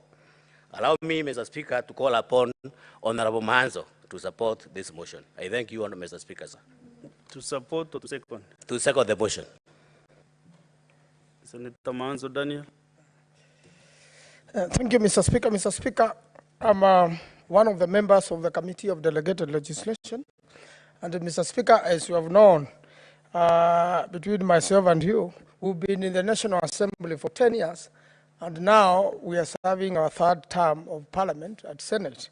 Mr. Speaker, I've been blessed to have been a member of delegated legislation for 12 years now, Mr. Speaker, from the National Assembly to the Senate. And Mr. Speaker, all that experience, Mr. Speaker, with these regulations which the committee has sought to nullify dealing with the shift, we had difficulties which I have never seen in my lifetime in Parliament. Mr. Speaker, we summoned the minister who is supposed to be the owner of the regulations and who is supposed to sign the regulations 3 times. Every time, Mr. Speaker, will accommodate her. When she's not there, she will send a letter. And Mr. Speaker, you are aware, this House can only fail, can only accept a reason of a minister if they have given a notice in advance. And secondly, if they are having a cabinet meeting, or there is a very compelling reason, Mr. Speaker, why the minister isn't present. But despite flimsy excuses and not even at any one time be at the cabinet, Mr. Speaker, the Minister for Health never showed up to come and own our own regulations. And this, we were now left with the authority and also the permanent secretary, who, despite the explanation, there was one major big problem, Mr. Speaker, with these regulations. There were the tariffs, Mr. Speaker, which were supposed to accompany these regulations. And these tariffs, up to the very last day, Mr. Speaker, they never left the Attorney General's office, as the ministry claimed, and they were expecting the Attorney General's office to expedite. Mr. Speaker, I had expected the minister and the PS to go and camp at the Attorney General's office, knowing that, first of all, they never came for pre-publication. They gave a gazette notice and, in fact, announced that these regulations were to be effective by 1st July. Of course, when the tariffs were never published, and of course, when there was a little bit of disorganization in the presentation of these regulations, and keenly with the tariffs missing, then the regulations had a gaping hole. So we pleaded with the ministry, let's have these tariffs. We have never seen them up to today. And without the tariffs, then you have a very big component of the regulations not accompanying and not be part of the regulations, and they cannot come when the regulations have come to effect. We have always advised ministries, Mr. Speaker, that they should do pre-publication with the committee. It makes work very easy for them, and they're able to do a checklist and make sure that that checklist, as per Statutory Instruments Act, is complied with, the Constitution, and any other relevant law. Unfortunately, this never happened, and we painfully proposed to annul these regulations, for they never met fully public participation, which is a requirement of under Article 10 of the Constitution. The ministry claimed that it did public consultation. One of the major stakeholders of this regulation is the COG, the governors, Mr. Speaker. If the counties who are supposed, now that health is devolved under the Constitution, if the counties are not properly consulted and they are not even aware of the publications of the regulations, it becomes very difficult. And the COG has come out very strongly to our committee, whatever regulations are passed without consulting them as a major stakeholder, Mr. Speaker. And unfortunately, this did not happen in this case. We had also the impact assessment.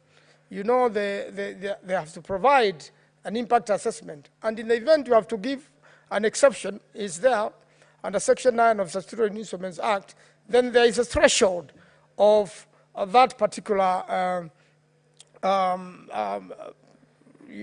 abstaining or failing to provide. So there were so many gapings, and now that the minister never turned up, the people the minister sent really tried in vain without giving proper explanations as to why the regulations had so much missing. One of the biggest problems was how they were going to assess the needfulness of a family in the Republic of Kenya. And we have quite a number of many needful families which may now qualify to be paid for by the state. Mr. Speaker, that could not be availed. We waited for the minister to bring it on board, and she never did. And therefore, there was left a big problem. And even that, the time we were doing this annulment, the Gen Zs had not even come up with their own many complaints they have come up with. And the issue of health insurance has been a big debate in the country. And therefore, there was every need to make very good law and subsequently regulations so that it doesn't generate a negative debate. So I think Senate has done very well, and I want to convince all senators to uphold the position of the committee. Let the minister go to the drawing board. Let the minister do public participation. Let the minister consider memorandums from experts and the stakeholders of the county governments. Let the minister comply with the law of statutory instrument. Otherwise, if we were to allow these regulations in the way they had been presented and without the tariffs from the Attorney General's office, which were also supposed to be gazetted, then we are going to bring more sores into the problems of Kenyans. Health is a very, very serious matter. You heard the senator from Migori talk of his experiences, how he unfortunately lost his mother due to lack of very little money, due to lack of health insurance, due to lack of such. And many, many Kenyans are going through this. Many of these Gen Zs are not insured. Many of these Gen Zs and many other Kenyans want to know how they'll be treated when there is a need of this nature, when you have been shot by police, when you have been injured in a road accident, and that data has to be availed. One of the major problems was how they were going to transit from the current NHIF to the new regulations and to the new law. I believe government institutions go through an automatic transition.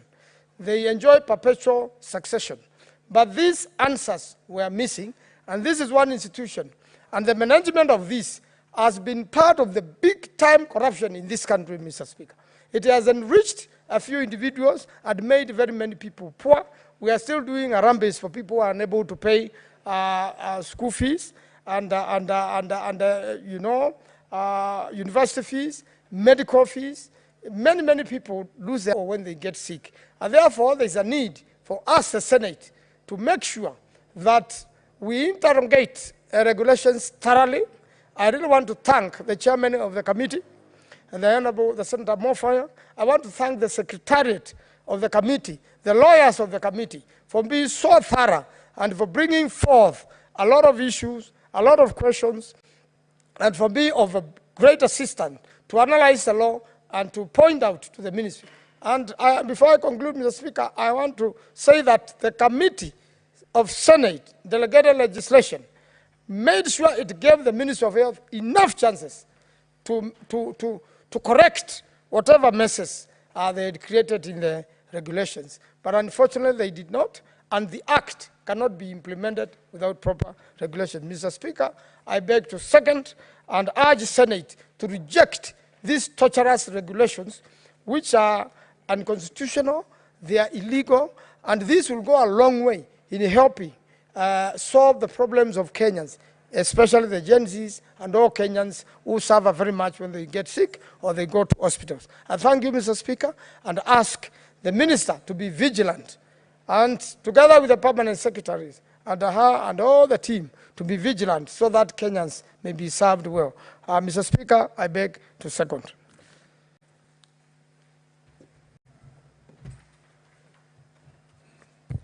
Thank you very much, Senator from Makueni.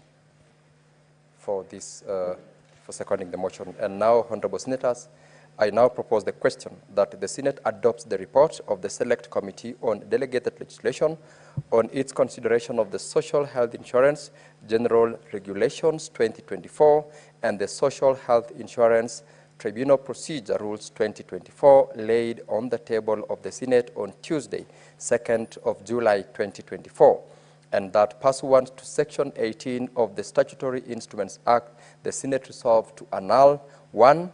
The Social Health Insurance General Regulations 2024, legal notice number 49 of 2024, and 2.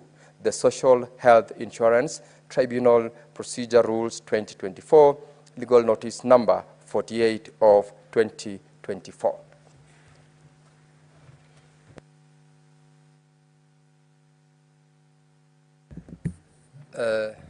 Honorable Senators, I'll now call upon members who are willing to speak to this particular motion, and I'll give the opportunity to Senator Munhaji Mohamed Faki, Senator for Mombasa. Asante Mheshimiwa Spika kwa kunipa fursa hii kuchangia ripoti ya kamati ya sheria endelezi ya bunge la Seneti katika kuchunguza na kuidhinisha kanuni za sheria ya afya ya kijamii ambazo zililetwa hapa bungeni na zilichapishwa katika gazeti rasmi la serikali namba 49/2004 48/2004. Mheshimiwa Spika. Mheshimiwa Spika, kwanza ningependa kuipongeza kamati hii ikiongozwa na Senator Mwenda Gataya Mofaya kwa umahiri wake ithibitishia kamati kwamba amefuata sheria ambazo zinahusika katika kupitisha au kutengeneza sheria kama hizi. Mheshimiwa Spika, ieleweke kwamba kwanza ile haki ya waziri kutengeneza kanuni kama hizi ni haki ambayo inatolewa na sheria ambayo inapitishwa na bunge. Na tulipopitisha sheria hii, Mheshimiwa Spika, nafikiri ilikuwa tuko na kikao kule Turkana. Wengi wetu tulikuwa kwa sababu tulijua kwamba kuna mambo ambayo waziri atayaleta na yao mambo yatasambaratisha ile sheria ambayo tulikuwa tumeweza kuipitisha kwa kauli moja. Kwa Mheshimiwa Spika, imeonekana wazi kupitia kwa ripoti ya kamati kwamba waziri alikosea katika kuchapisha na kuleta kanuni hizi. Kwa hivyo kanuni hizi hazifai kupitishwa na bunge hili ili ziwe ni sheria ambazo zitatumika katika nchi yetu. Mheshimiwa Spika, tukiangalia kamati imesema kwamba kwanza hakukuwa na uhusishaji umma wa kisawasawa. Kulingana na katiba yetu katika kifungu cha 10 na kifungu cha 118 kinasema kwamba uhusishaji umma, yani kwa Kiingereza public participation, ni jambo la msingi ambalo lazima lifuatiliwe. Mheshimiwa Spika, katika kuchunguza mambo haya vile vile kifungu cha 5A cha sheria ya Statutory Instruments Act 2012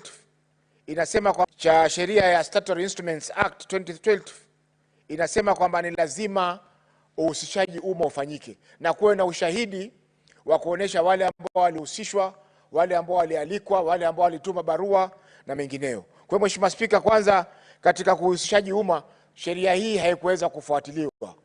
Na Mheshimiwa Spika, katiba ndio mama wa sheria zote katika nchi yetu.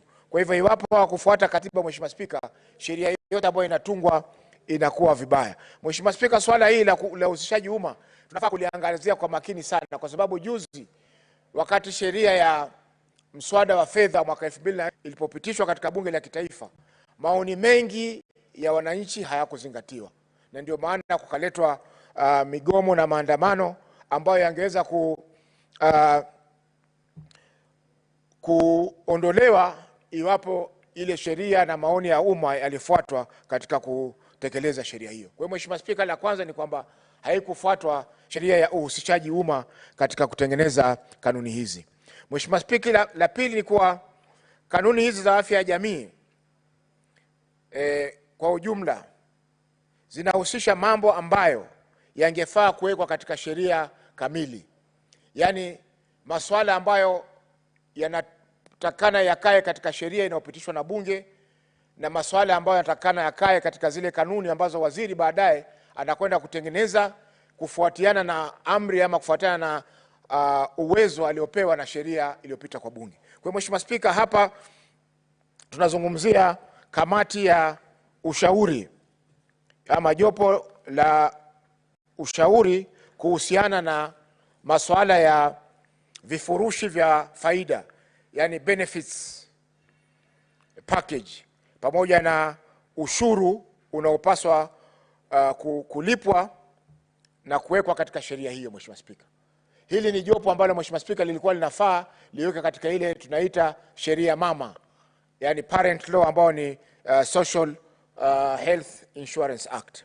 Kwa hiyo Mheshimiwa Spika, hiyo pia tunasema kwamba inazifanya kanuni hizi kuwa haziko sawa.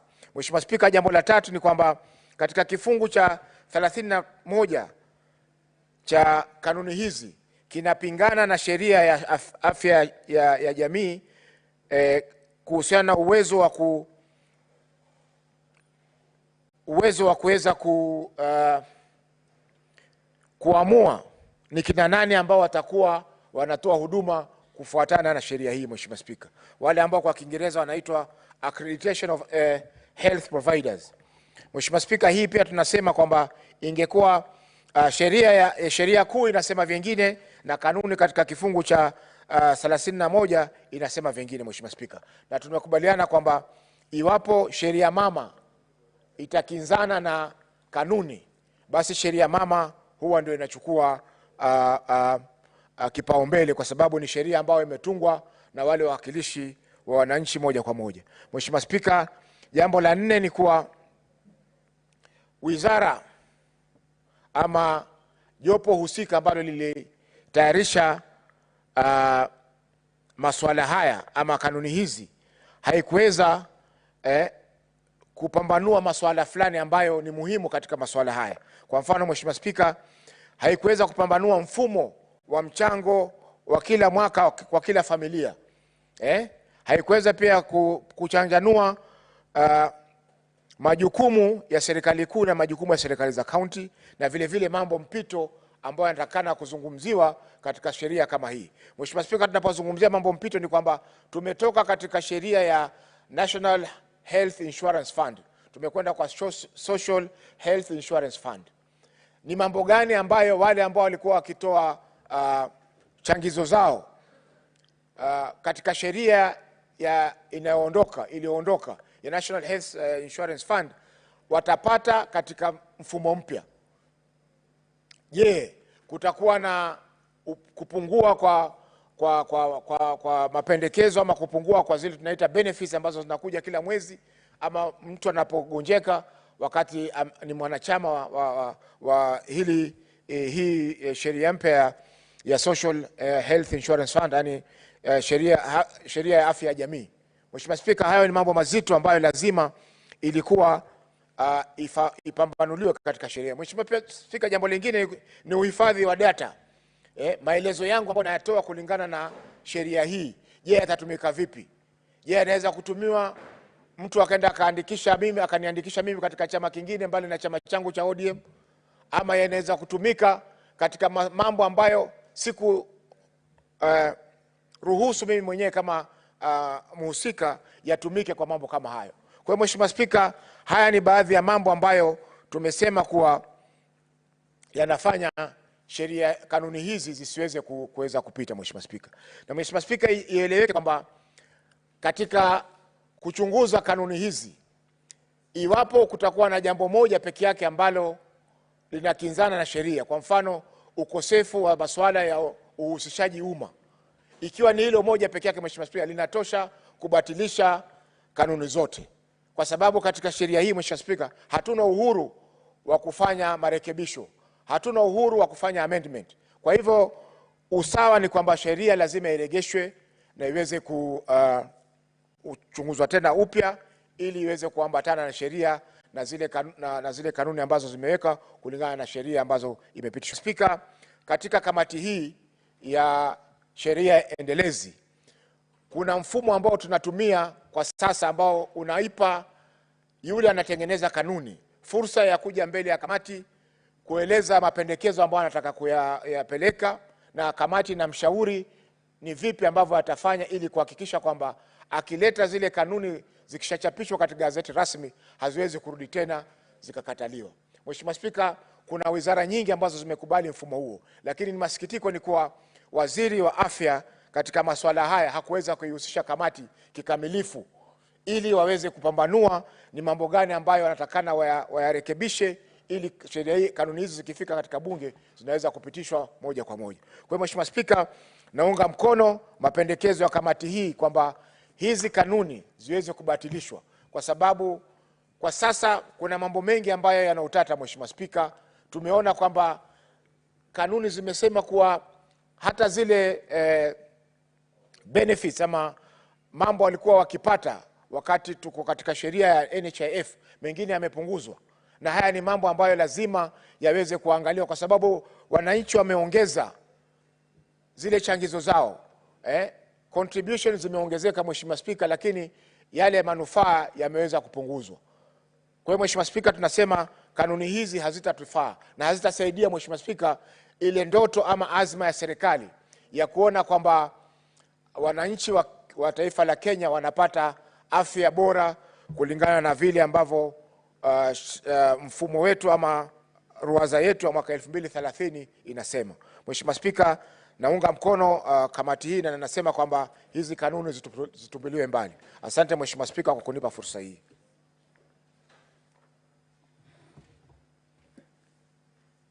Senator Faki, you're done? Yes, sir. Thank you. Honorable members, there being no other senator who is interested in contributing to this particular motion, I call upon the mover to reply. Senator Gataya.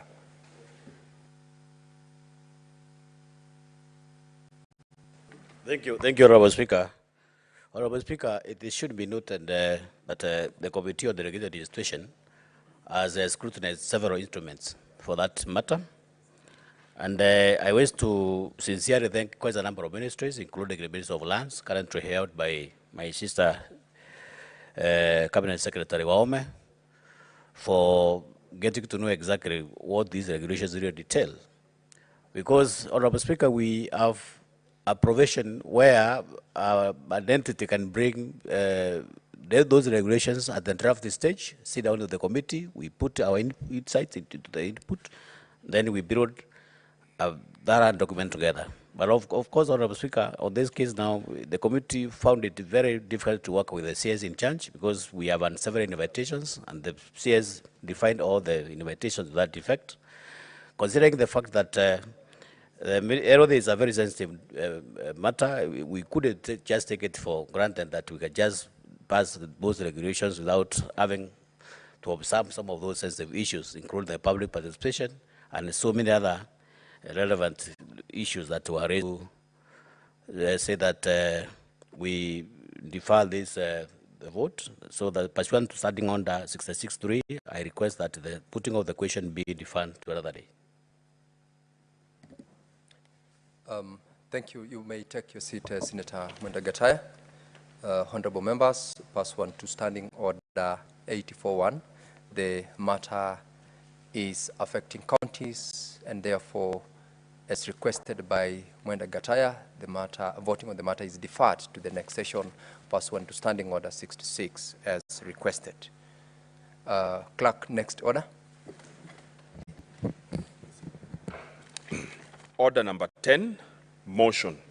Approval of sittings of the Senate to be held in Busia County. Majority Leader, proceed to move this motion.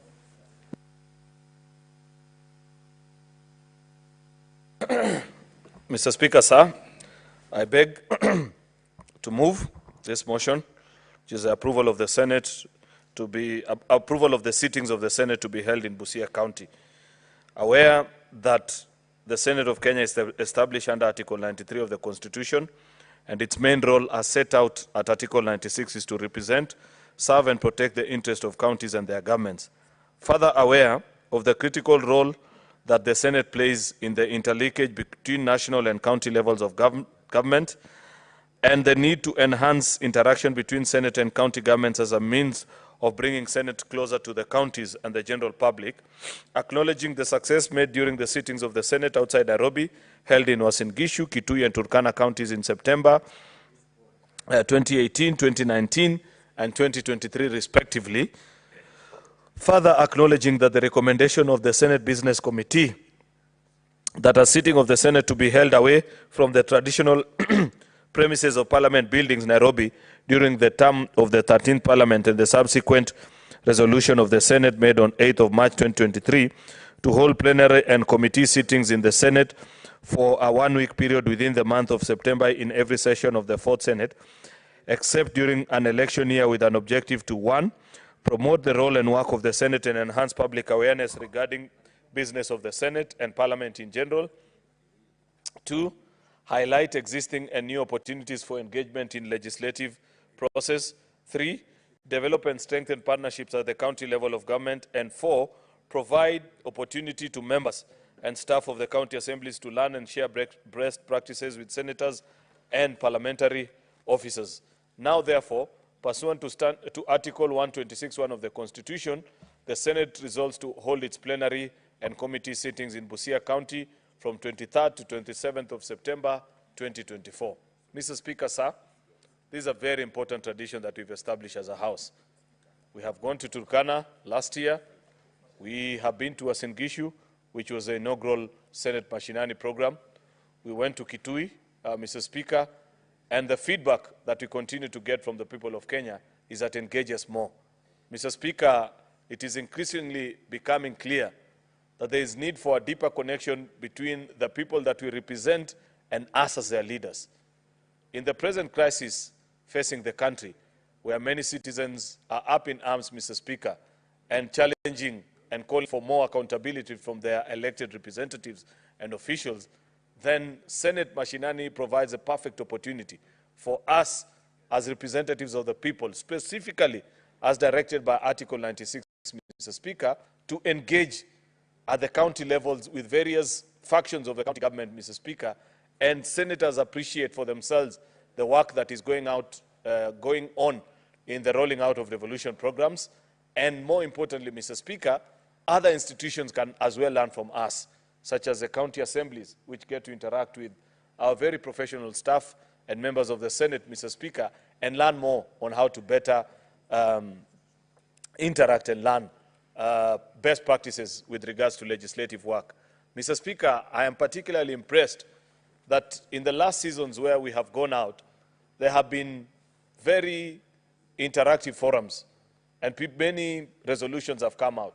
I know for a fact, for example, Mr. Speaker, that when we went to Uasin Gishu, there had been a long-standing issue between the county government of Uasin Gishu and the Moi Teaching and Referral Hospital. It was the then Standing Committee on Health, after sitting down with the management of the hospital and the county government of Uasin Gishu, then led by our now colleague Senator Jackson Mandago, that were able to resolve that long-standing dispute. And the residents of Uasin Gishu were able to appreciate and say that is what we have always called for, because the residents of county of Uasin Gishu, Mr. Speaker, did not have a county referral hospital. The Moi Teaching and Referral Hospital is a national facility for which they have to share with the rest of the region. Almost 25 counties that are featured in the western part of the country all rely on Moi Teaching and Referral Hospital. And it was during that interactive session, Mr. Speaker, that that was resolved. When we went to Kitui, Mr. Speaker, I do recall quite fondly our interactions with various members of the public. I always particularly quote the case, Mr. Speaker, of our Justice and Legal Affairs Committee. And I don't know if Senator Faki was part of that committee, Mr. Speaker, that they visited Kitui prisons. And just during that interactive session, they were able to unlock a stalemate between members of the public and the prisons department. Many hundreds of people, Mr. Speaker. And you know, Mr. Speaker, that's why even people are up in arms against how we operated as a country, Mr. Speaker.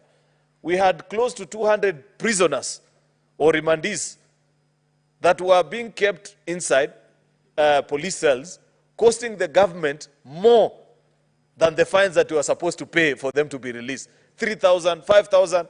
You know, to accommodate a remandee in our prisons, Mr. Speaker, perhaps it costs 200, 300, 400 shillings or 500 shillings per day. If you keep that fellow in for more than 10 days, what exactly are you saying? Because at the end of the day, the fine that they have been charged, you will end up as a government incurring more than what they were supposed to have paid. And that stalemate was resolved by our Justice and Legal Affairs Committee during the visit to Kitui Prison, Mr. Speaker. And they were able to give a resolution of the House, and that matter was resolved. The only failure, which Senator Faki, you must bear responsibility, as a senior legislator, as an advocate of the High Court, is that since then, as a Senate, we have not come and proposed any legislation to make sure that such cases that are now replicated across all our prisons are actually done away with. And that is part of the challenges that we are experiencing with in the country, and a demand for a better, more accountable government and institutions, Mr. Speaker, as that case was. When we went to Turkana, Mr. Speaker, just to quote one example, a final one, is that I know for a fact that our various committees visited many devolution-led programs that have been rolled out by the county government of Turkana in the last 10 years, Mr. Speaker.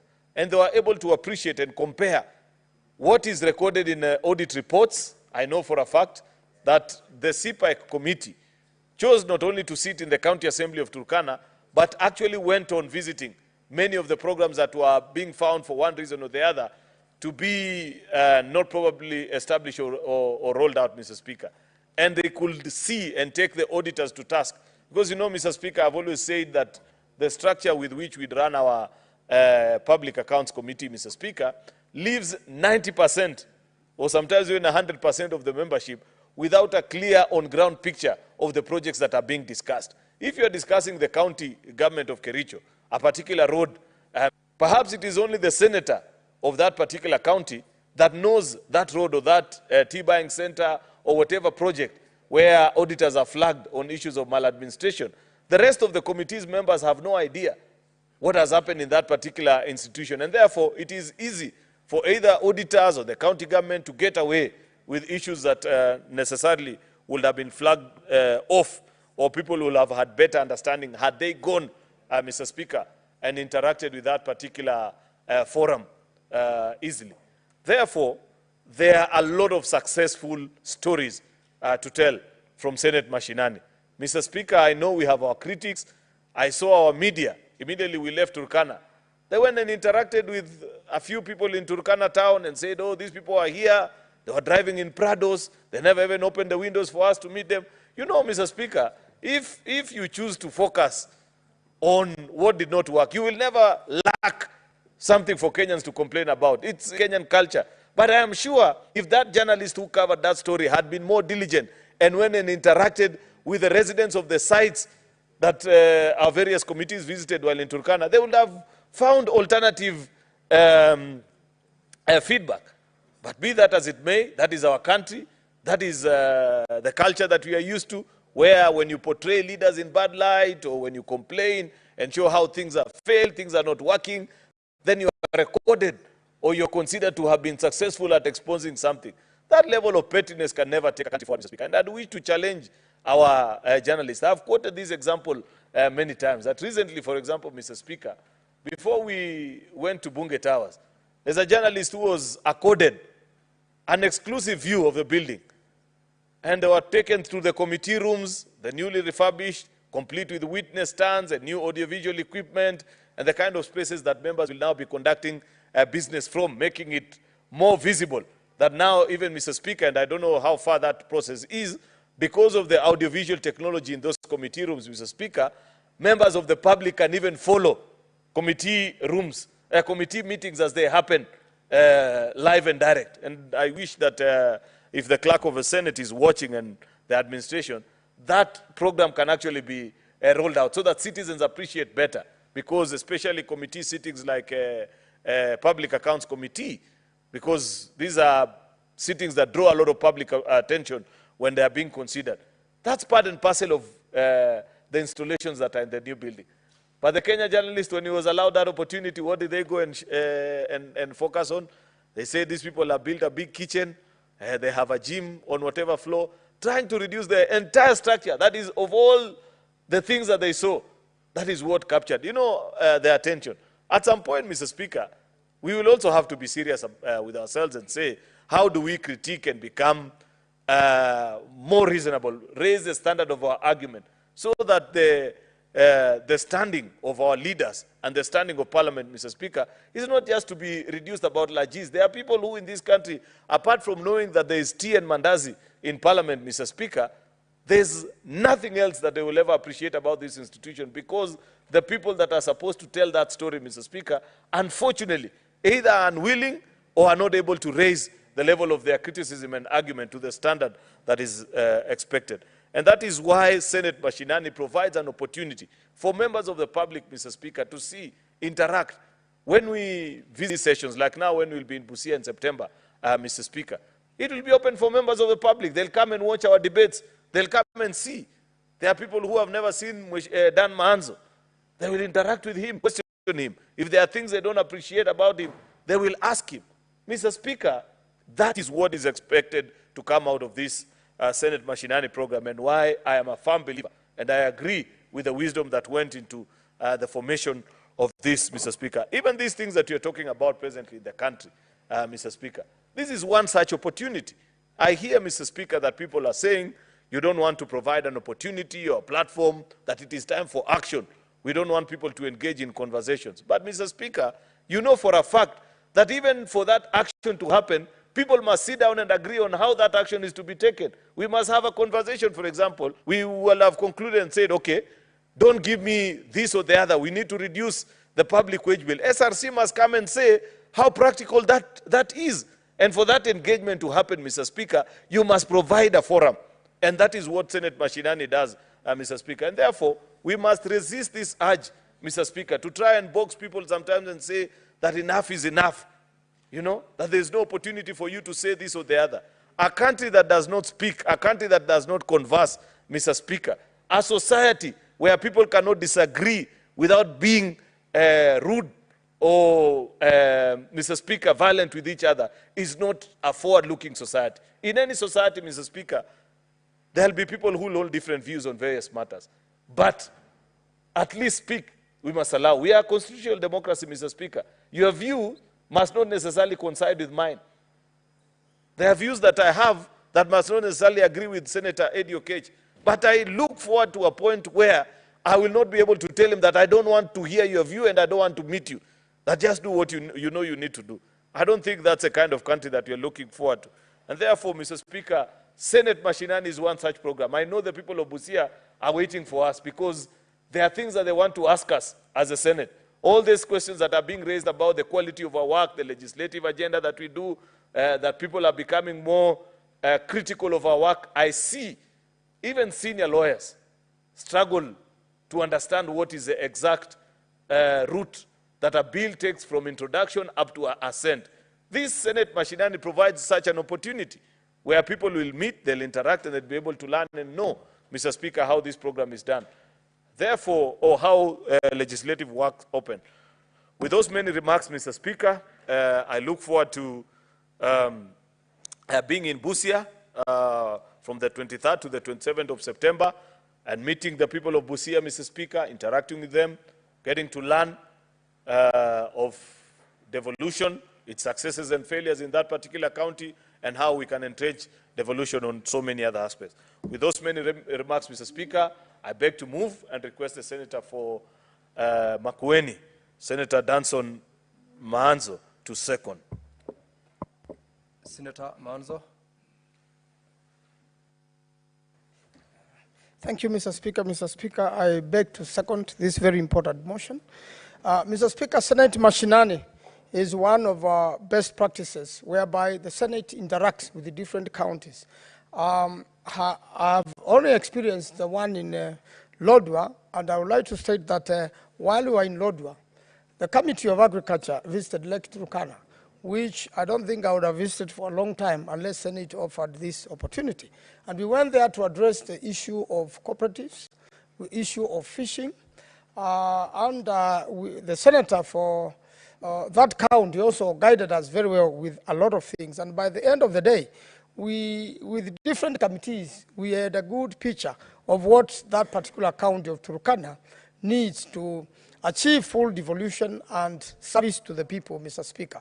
So I'm looking forward to Busia, Mr. Speaker, and I want to say that the senator for Busia, he's not here today. I am aware he has some very serious engagements today, and I'm sure he would have welcomed us to Busia. Previously, he has welcomed committees there, especially the Committee of Agriculture, while we were dealing with the legislation in relation to cotton, Mr. Speaker, which is one of the big issues in Busia county right now. We also got an issue of fishing in Busia and the challenges fishermen go through. Some of them find themselves accused to be in the territory of Uganda, and we need way forward in all these matters so that we can resolve and solve the problems of the people.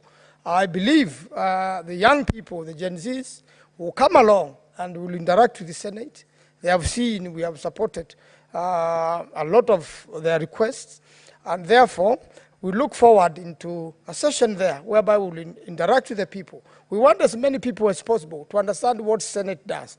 That Senate stands for devolution, to make sure that the development is taken to the counties, is taken to Mashinani, and that's why we have Senate Mashinani.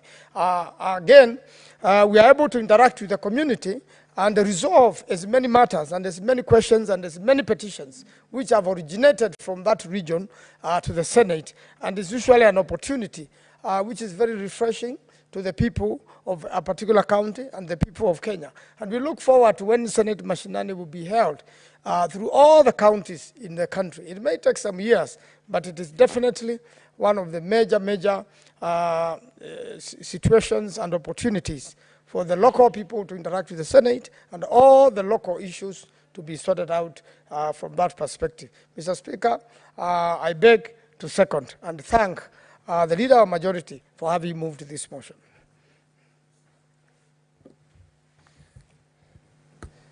Honorable Senators, I now propose the question that aware that the Senate of Kenya is established under Article 93 of the Constitution, and its main role as set out at Article 96 is to represent, serve, and protect the interests of the counties and their governments. Further aware of the critical role that the Senate plays in the interlinkage between the national and county levels of government, and the need to enhance the interaction between the Senate and county governments as a means of bringing the Senate closer to the counties and the general public, acknowledging the successes made during the sittings of the Senate outside Nairobi, held in Uasin Gishu County, Kitui County, and Turkana County in September 2018, 2019, and 2023 respectively, further acknowledging the recommendation of the Senate Business Committee that a sitting of the Senate be held away from the traditional premises in Parliament buildings, Nairobi, during the term of the 13th Parliament, and the subsequent resolution of the Senate made on 8th of March 2023 to hold plenary and committee sittings in the counties for a one-week period within the month of September in every session of the 4th Senate, except during an election year, with the objective to, 1, promote the role and work of the Senate and enhance public awareness regarding the business of the Senate and Parliament in general. 2, highlight existing and new opportunities for engagement in the legislative processes. 3, develop and strengthen the partnership at the county level of government. And 4, provide an opportunity to members of staff of county assemblies to learn and share best practices with senators and parliamentary officers. Now, therefore, pursuant to Article 126, Sub-Article 1 of the Constitution, the Senate resolves to hold its plenary and committee sittings in Busia County from 23rd to 27th of September 2024. Now, honorable members, I have members who have expressed desire to speak to this motion, And I'll give you opportunity to speak, and I'll call upon Senator Okech Eddie.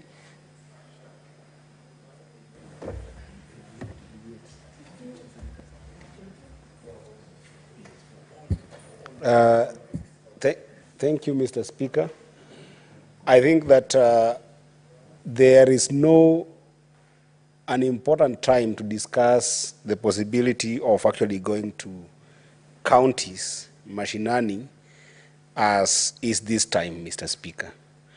This motion comes in the backdrop of very many challenges in the country, Mr. Speaker. And you know, the purpose of devolution was to be able to devolve and resources as closest as possible to the people of Kenya. And we have got limitation with just the instrument of budget alone, whereby we have seen conversations around resources in this country. When we sometimes are limited by budget, counties cannot be able to get as much resources as they want in the grassroots communities, Mr. Speaker. But the demonstration of power as an element of service, Mr. Speaker, hasn't actually percolated among our people as compared to resources, Mr. Speaker. And one thing that this particular Senate brings, that sometimes we are not visible to rural communities, is the fact that the diversity that stitches this nation together, Mr. Speaker, does not manifest in the grassroots as it manifests here, Mr. Speaker. I remember very well when we went to Turkana, Mr. Speaker, as a Senate, the challenges that both the staffers of Senate as well as the members of this House experienced by just trying to navigate going to Turkana, Mr. Speaker. I remember some of the staffers of Parliament that were really, really committed, took vehicles from here all the way to Eldoret, going all the way to Kainuk. And when conversations were being talked about the issue that was challenging in the North Rift with serious banditry and serious insecurity issues, sometimes most moved from this issue, they could not be able to connect with them. But when you came back and you were told about the ordeal that people experienced and the hardship that people are facing in those areas, Mr. Speaker, it makes the matters that this House can be able to address very close to the people who can be able to address them in terms of lawmakers, Mr. Speaker.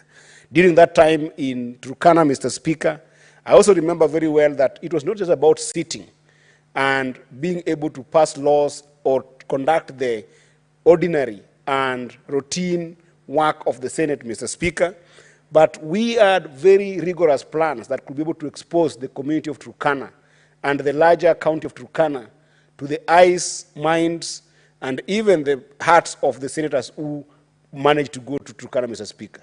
And we were able to see firsthand the challenges that communities in Turkana are facing, Mr. Speaker.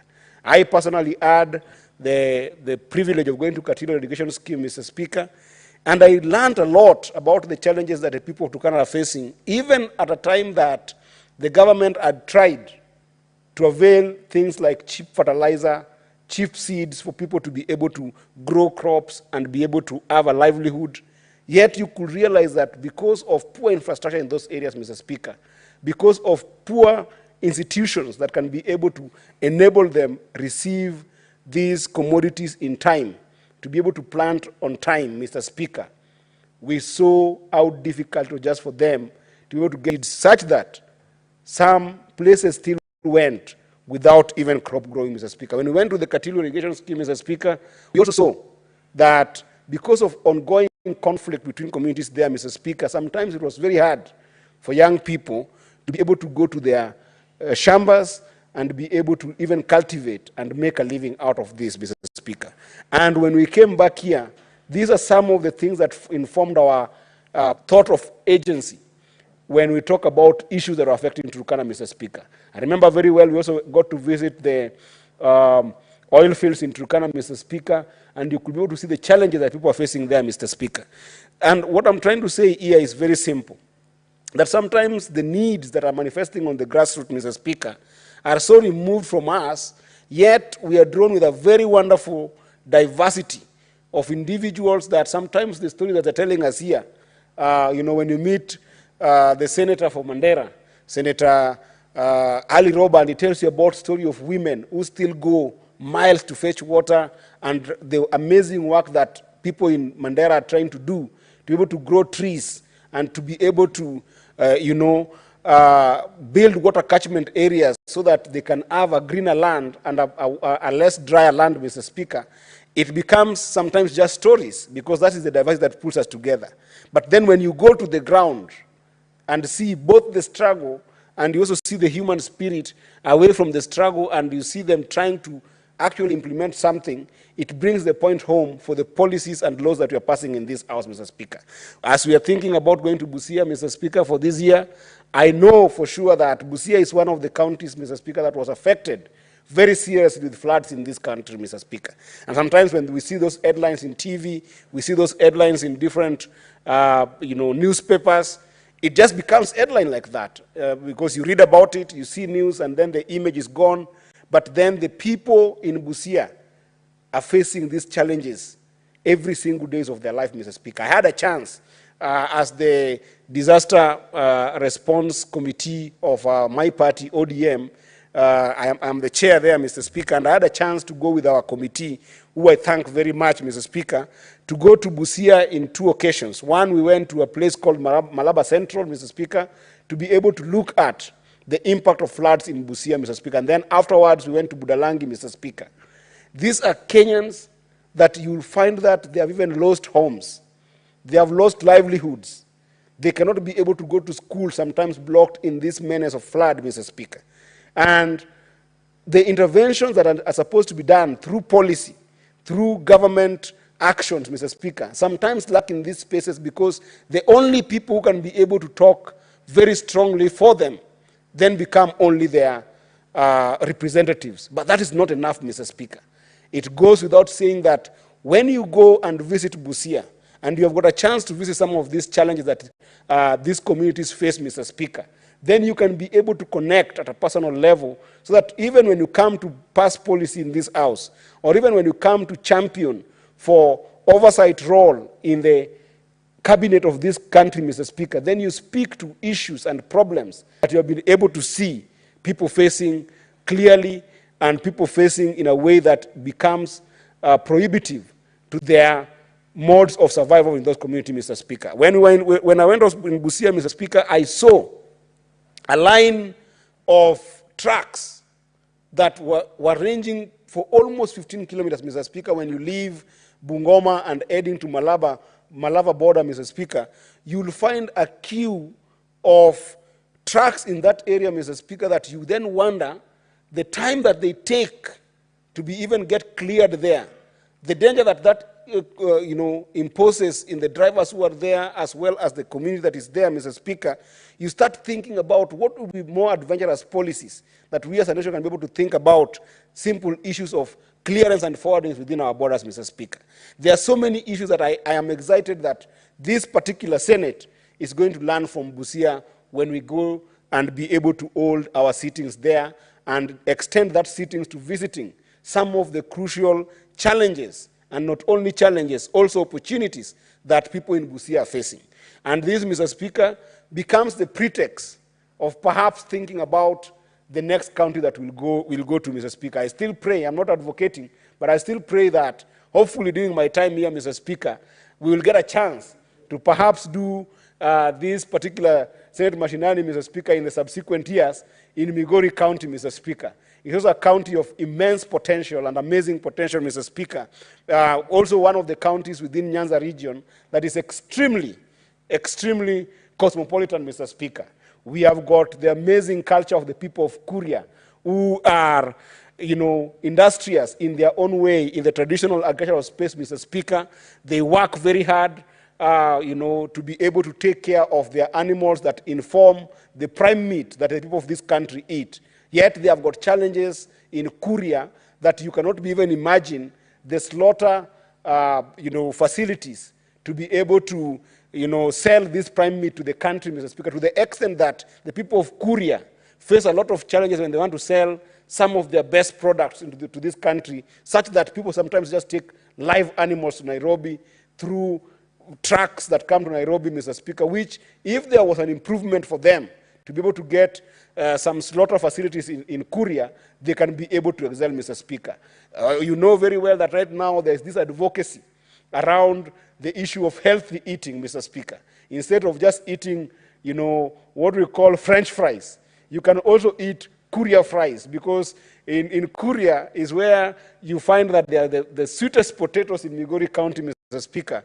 But yet, even as they try to grow this potato, Mr. Speaker, there is a lot of limitations with what they can be able to do, because there is no proper investment in the value chain. Migori County has figured out you know, one of the facilities for improving potato in that area, but the capacity of it hasn't been tapped well to be able to help the people of Kuria, Mr. Speaker. And even within that mode of survival, Mr. Speaker, you still find that the people of Kuria and the people of Narok attend conflict, economic conflict, because of border issues, because of you know, a bit of caste harassing that has been endemic in those areas, almost similar and akin to what we have seen in places like Turkana and the North Rift, Mr. Speaker. And when you come to Migori County, Mr. Speaker, one day you will see even the beauty, the Somali community that is doing a wonderful business, you know, wonderful business intervention in Migori town, as well as the border areas. We have got the Kikuyu communities in Migori, Mr. Speaker. We have got the Nubian community in Migori County. If you go all the way up to Miuru Bay, where we have got the Lua Basubas in that area, Mr. Speaker, coming all the way from Suna West and going to Nyatike constituency, where the people of Karungu are doing very well in terms of fishing industry, Mr. Speaker, but within their limitations, Mr. Speaker, you will see immense potential in these counties, Mr. Speaker. When you come all the way and come to a place called Uriri, together with Awendo, all the way to a place called Rongo constituency, Mr. Speaker, you will be wowed by the strength of sugarcane industry in that area, Mr. Speaker, and sometimes in all the tables in this country, Mr. Speaker, you will find that there is some sugar that you always see called Sony sugar that comes from that region, Mr. Speaker. But we also have places like, you know, Transmara, all the way if you go to our border with Homa Bay, you will find things like the Sukari industry, Mr. Speaker, wonderful industries, Mr. Speaker. All these just showing how much potential is within our counties, Mr. Speaker, yet the investment hasn't been done in a proper way that can be able to lift them, Mr. Speaker. And this is the house that when we talk about adding counties money, when we talk about intervening for counties and fighting for counties to get more resources to continue going to devolve system, Mr. Speaker, people in this house will connect with them. The honorable members will connect with these needs as much as possible when they get to interact with these particular opportunities and particular challenges in these communities as much as possible, Mr. Speaker. And I think that this house should be lauded by the people of Kenya for standing firm for the idea that the elected community must always be closest to the people. They must be close to the people not only by their words and rhetorics, Mr. Speaker, but also by experiencing what the people in the villages and in the communities are facing, Mr. Speaker. That's why I'm very proud today, Mr. Speaker, that the Senate of Kenya, when it was time that local communities have come in their frustrations of hard economic times, and especially epitomized by the younger generation called the Gen Z, who have faced a lot of economic challenges and have faced a lot of hardship, both that's affecting them and affecting their families, Mr. Speaker. When that time came that the leadership of this country could not be able to stand with them strong, and sometimes even more importantly, the leadership of Parliament got a little bit cagey and edgy, and were hiked to the extent backed away from the people, Mr. Speaker, the Senate stood tall. The Senate stood tall and gave the country direction, and the Senate stood tall and was able to at least initiate a conversation in the country, Mr. Speaker. And I'm seeing that leaders are already having that kind of tempo, even though the pulse of the nation is still a hungered nation and a hungry nation, where young people still like they still want to punch harder so that their voices can be heard, where young people still feel that they need to punch harder so that change can happen in this country, where young people still feel like they need to do some more to see some equal reaction from government in terms of proper and sober actions that can be able to make their lives better, Mr. Speaker, at least people are talking. At least people are converging. At least people are starting to listen to one another. At least the powers that be are starting to listen to one another. And this is not happening just by chance, Mr. Speaker. It is happening because this house called Senate has been able to stand firm, has been able to bring about very hard conversations, conversations that are touching on ourselves, conversations that are touching on the mightiest powers of this country, Mr. Speaker, that for once, people can start listening to the downtrodden in this country, Mr. Speaker. And we are extending this through this kind of Senate machinani, where senators are not only going to be in their comfort in these wonderful seats in this house as they talk about issues that are affecting Kenyans, but they're going to the grassroots, not only to talk about those issues, not only to pass laws, but to see in almost anthropological way the way our people live their lives, the way these issues are affecting them, and also the way their aspirations can be able to inform the aspirations of this house in every single laws that we pass, Mr. Speaker. And therefore, I'm very proud, Mr. Speaker, of this particular motion that have been pushed forward. I'm also very proud that it has become now a tradition of the Senate. Leave alone for the fact that we have got limited resources, Mr. Speaker. I am sure if the Senate had got adequate resources, Mr. Speaker, it goes without saying that we could not only be doing one county in a year. Because if you're doing one county in a year, Mr. Speaker, it means that during our time in this house, we can only be able to do 5 counties, Mr. Speaker. But when I look at the hearts of these wonderful senators who are so committed to Kenyans in this house, Mr. Speaker, who sometimes sit until very late, people like Senator Faki of Mombasa, Senator of Vihiga, Senator Osotsi, you know, Senator of Kericho, Senator Arun Cheriot, you know, Senator of Elgeyo Marakwet. All the senators who are here are so dedicated to the issue of supporting our counties, Mr. Speaker. You can see through that dedication that their desire is that if we add enough resources, we could be able to even do at least 4 of the counties of Kenya, Mr. Speaker, at least in a year. So that with that, we can be able to have a holistic conversation within a particular Senate session, such as this being the 4th session, Mr. Speaker. If you can imagine if we had visited four counties in every year, Mr. Speaker, we would have a more representative conversation of what our people are facing, Mr. Speaker. And I want to urge the senators that even as we look forward to go to Busia, let them also be able to actually inform our strategy in dealing with the issues of budget, the issues of,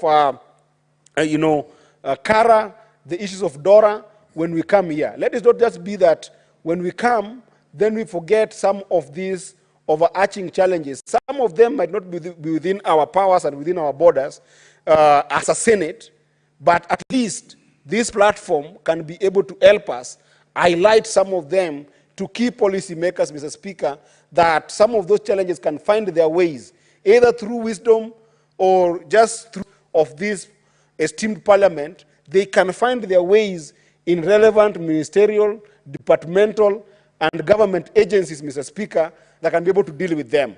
One of those, Mr. Speaker, for example, in Nyatike, where I come from, Mr. Speaker, I have experienced over 6 years, Mr. Speaker, of wonderful people of Nyatike who are trying to grow rice, Mr. Speaker. Some of the best rice grains that you can think about in this country are in the lower Kuja irrigation scheme, Mr. Speaker.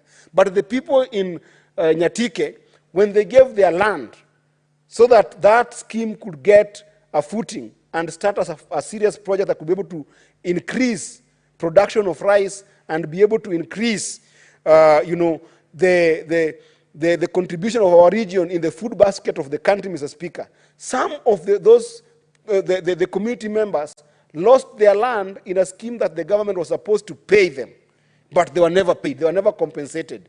Yet, rice grains in terms of paddy still leave Nyatike going as far as the borders of Uganda, as far as Mwea Tebera, Mr. Speaker, and these communities have not been compensated, Mr. Speaker.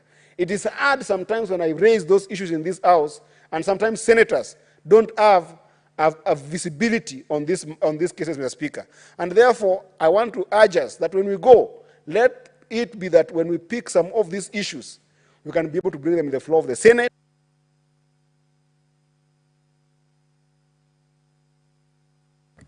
Your time is up, Senator Eddie. Senator Mohamed Faki. Thank you, Mr. Speaker. Kwanza ningependa kusema kwa ilikuwa si nidhamu kwa Senator wa Migori kujaribu kukata laini wakati sisi tuko hapa tunasubiri kama maseneta ambao tumemtangulia katika bunge hili. Pili, Mheshimiwa Speaker, ningependa kuunga mkono hoja ya kupeleka vikao vya Senate katika kaunti ya Busia. Mheshimiwa Speaker, nilikuwako katika vikao vya kwanza vya Uasin Gishu yani Eldoret, tukaenda kule Machakos, zamani Kitui, na majuzi tulikwenda Turkana. Mheshimiwa Speaker, vikao hivi vinapeleka bunge kwa watu, Mheshimiwa Speaker. Na ukiangalia Mheshimiwa Speaker, sehemu nyingi serikali ni gavana labda na county commissioner. Lakini tunapozuru maeneo haya na kuweka vikao, Mheshimiwa Speaker, inaelezwa taswira kwamba serikali sio gavana na county commissioner peke yake. Serikali ina vitengo vingi ambavyo vinapaswa kupeleka huduma mashinani kama hivyo. Kama alivyotangulia kusema Senator Cheriot, kiongozi wa wengi, ni kwamba tulipokwenda Kitui wakati huo tulikuwa tuko katika kamati ya sheria ikiongozwa na Senator Cherargei, na tuliweza kuzuru gereza la Kitui, Mheshimiwa Speaker, na pale tukapata wananchi wengi wamewekwa rumande kwa makosa madogo madogo ambao wengine walikuwa wanahitajia shilingi 3,000 pekee ili waweze kupata bond waweze kwenda nyumbani wakati wanasubiri kesi. Mheshimiwa Speaker, kama sisi kama maseneta ambao tulikuwa pale tuliweza kuchanga na tuliweza kutoa nje karibu watu 100 kwa siku hiyo. Baada ya ziara yetu, Mheshimiwa Speaker, jaji ambaye alikuwa anahudumu katika kaunti ya Kitui alikuwa ni Mheshimiwa Jaji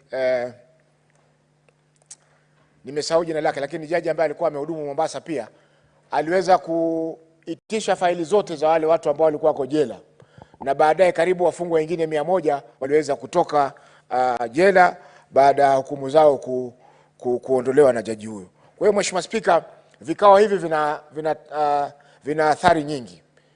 Kwanza kabisa inajaribu kuwawezesha maseneta kuweza kuzuru kaunti ambazo sio zao, kuona vile ambavyo ugatuzi unafanya kazi ama haufanyi kazi. Kwa sababu tunapozuru, Mheshimiwa Speaker, kila mtu anapata fursa kuangalia mradi mmoja au mwingine wa ile kaunti ambayo tumezuru. Kwa mfano tulipokuwa Turkana, baadhi yetu tulizuru baadhi ya miradi na wengine walizuru miradi mingine ambayo ilikuwa imesemekana imefanyika lakini ikawa ni miradi gushi. Kwa Mheshimiwa Speaker, vikao hivi katika mashinani vinasaidia pakubwa kuweza kuiwezesha Senate kuweza kuangalia kama kweli zile pesa ambazo zinatumwa katika kaunti zetu zinaweza kufanya kazi. Mheshimiwa Speaker, pendekezo langu lilikuwa ni kwamba badala ya kuzuru kaunti moja, Mheshimiwa Speaker, bunge la Senate ligawanyike kama ni kamati 10 za watu 6 ambazo zitazuru kaunti 6 tofauti wakati wa hiyo wiki moja ya Senate mashinani. Lakini pendekezo hilo langu, Mheshimiwa Speaker, lilikataliwa katika kamati ya SBC. Lakini hata hivyo, Mheshimiwa Speaker, tutakapozuru Busia itakuwa bora kwa wale ambao watakuwa hawakuhusishwa katika komiti zao, Mheshimiwa Speaker, waweze kuchukua fursa kuangalia ni miradi gani ambayo inafanyika, ili ile miradi yote ambayo imeorodheshwa kwa mfano wa mwaka wa 2023-2024 tuweze kuiangalia, je, ilifanyika ama haikufanyika. Kwa sababu mara nyingi pesa zinatolewa kwamba zinafanya mradi fulani, lakini ukifika mashinani mradi hakuna na pesa tayari zimetumika. Kwa hiyo Mheshimiwa Speaker, hii inatupatia fursa sisi maseneta kuweza kutathmini ile miradi ambayo inafanyika katika kaunti zetu. Vile vile inatupa fursa ya kusoma yale mambo ambayo yanafanyika katika kaunti zingine mbali na zetu, na vile vile pia inawapa wananchi kuweza kusoma majukumu ya seneti na vile vile hizo kazi ambazo zinafanywa na seneti. Kwa hiyo mengi machache, Mheshimiwa Spika, nashukuru kwa kunipa fursa hiyo. Senator Osotsi Godfrey Atieno. Thank you, Mr. Speaker, for this opportunity to also comment on this motion, which is proposing that Senate Mashinani for this year be taken to Busia County. Mr. Speaker, I think there is coming up with this concept of Senate Mashinani, which basically means taking the Senate to the people.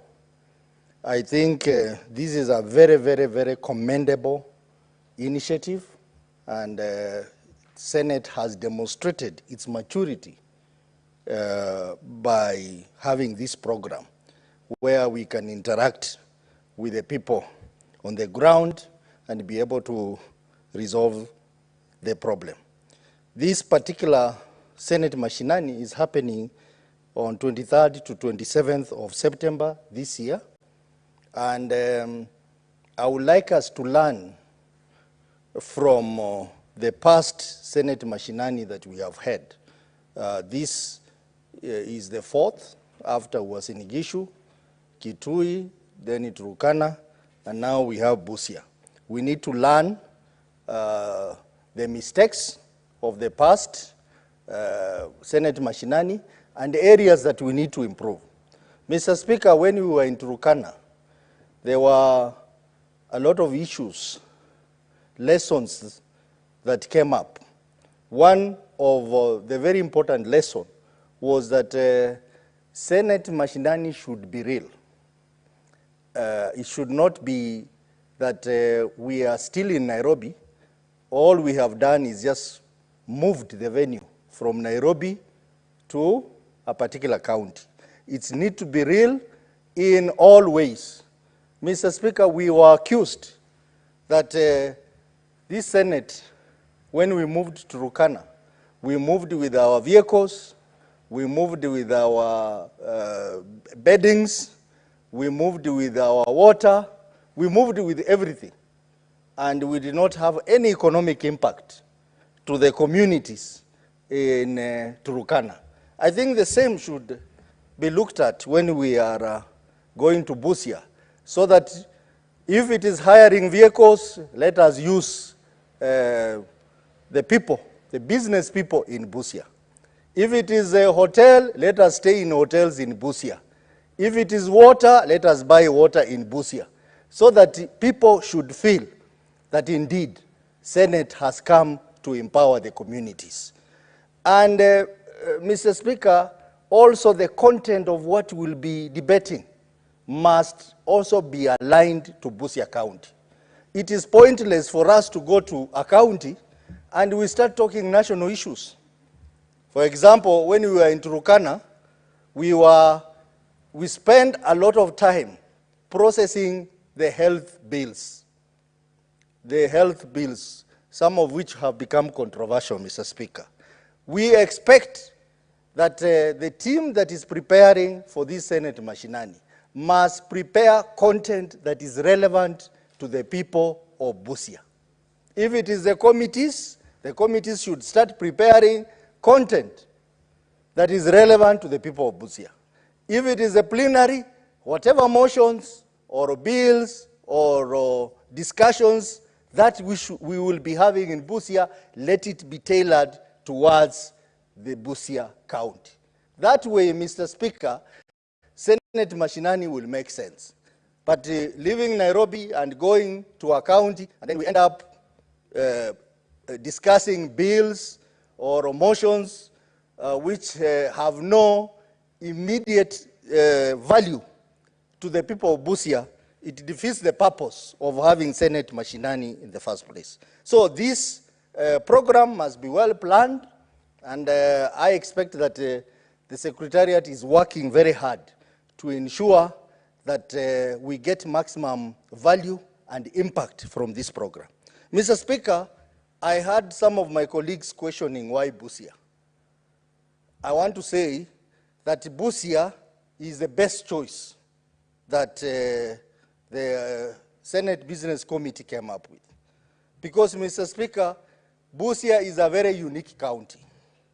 Busia, apart from being a border county, is a county of diversity. It has various communities. We have the Luya, we have the Teso, we have Luos, and we have other communities, though in small numbers, but they are also represented in Busia County. So that diversity is there. Busia County is a county that has produced some of the leading distinguished daughters and sons of this country, Mr. Speaker. Mr. Speaker, Busia County was one of the very first counties to produce a female member of parliament. That is Professor Julia Odhiambo. And many other professors who have come up and did wonderful things in this country, Mr. Speaker. A majority of them originated from Busia, particularly a place called Funyula. So Busia is a unique county. Even in its problems, the problems in Busia are problems that require unique solutions. Mr. Speaker, even as we go to Busia, I expect, as Senator Eddie has said, we'll be able to deal with the problem of congestion of traffic. Congestion of traffic in Busia town towards the border, congestion of traffic in Malaba. Mr. Speaker, this problem has been on for a long time. And the solutions are simple, Mr. Speaker. You just make clearance at the border efficient, and you remove all the challenges at the border. Because now we have East Africa community, Mr. Speaker. Mr. Speaker, what is the need of East Africa community if we are subjecting our business people to delays, to long queues? Because, Mr. Speaker, these long queues, apart from affecting businesses, they have also led to other problems. Crime, prostitution, and such kind of things. So, Mr. Speaker, I expect that when we go to Busia, one of the major problems we should be dealing with is the issue of congestion of traffic. Trailers are carrying goods through Kenya to Uganda. That problem we must be able to deal with, and I'm sure the people of Busia will be happy with the Senate if we deal with this problem of congestion, Mr. Speaker. And, Mr. Speaker, this problem of congestion also has other aspects to it, which I am very confident that if KRA and Kenya Post Authority and other agencies involved are engaged, then we'll be able to find a solution to this problem of congestion. Mr. Speaker, there is also the flooding issue in Budalangi. Every year, people are displaced. Every year, people are homeless. And we wonder why the government has not learned anything from this flooding. Why is this problem happening every year and we have a government? Mr. Speaker, this is one of the problems that I expect Senate Mashinani to be able to address through relevant committees and even the plenary, so that we come up with a lasting solution to the problem of flooding in Budalangi.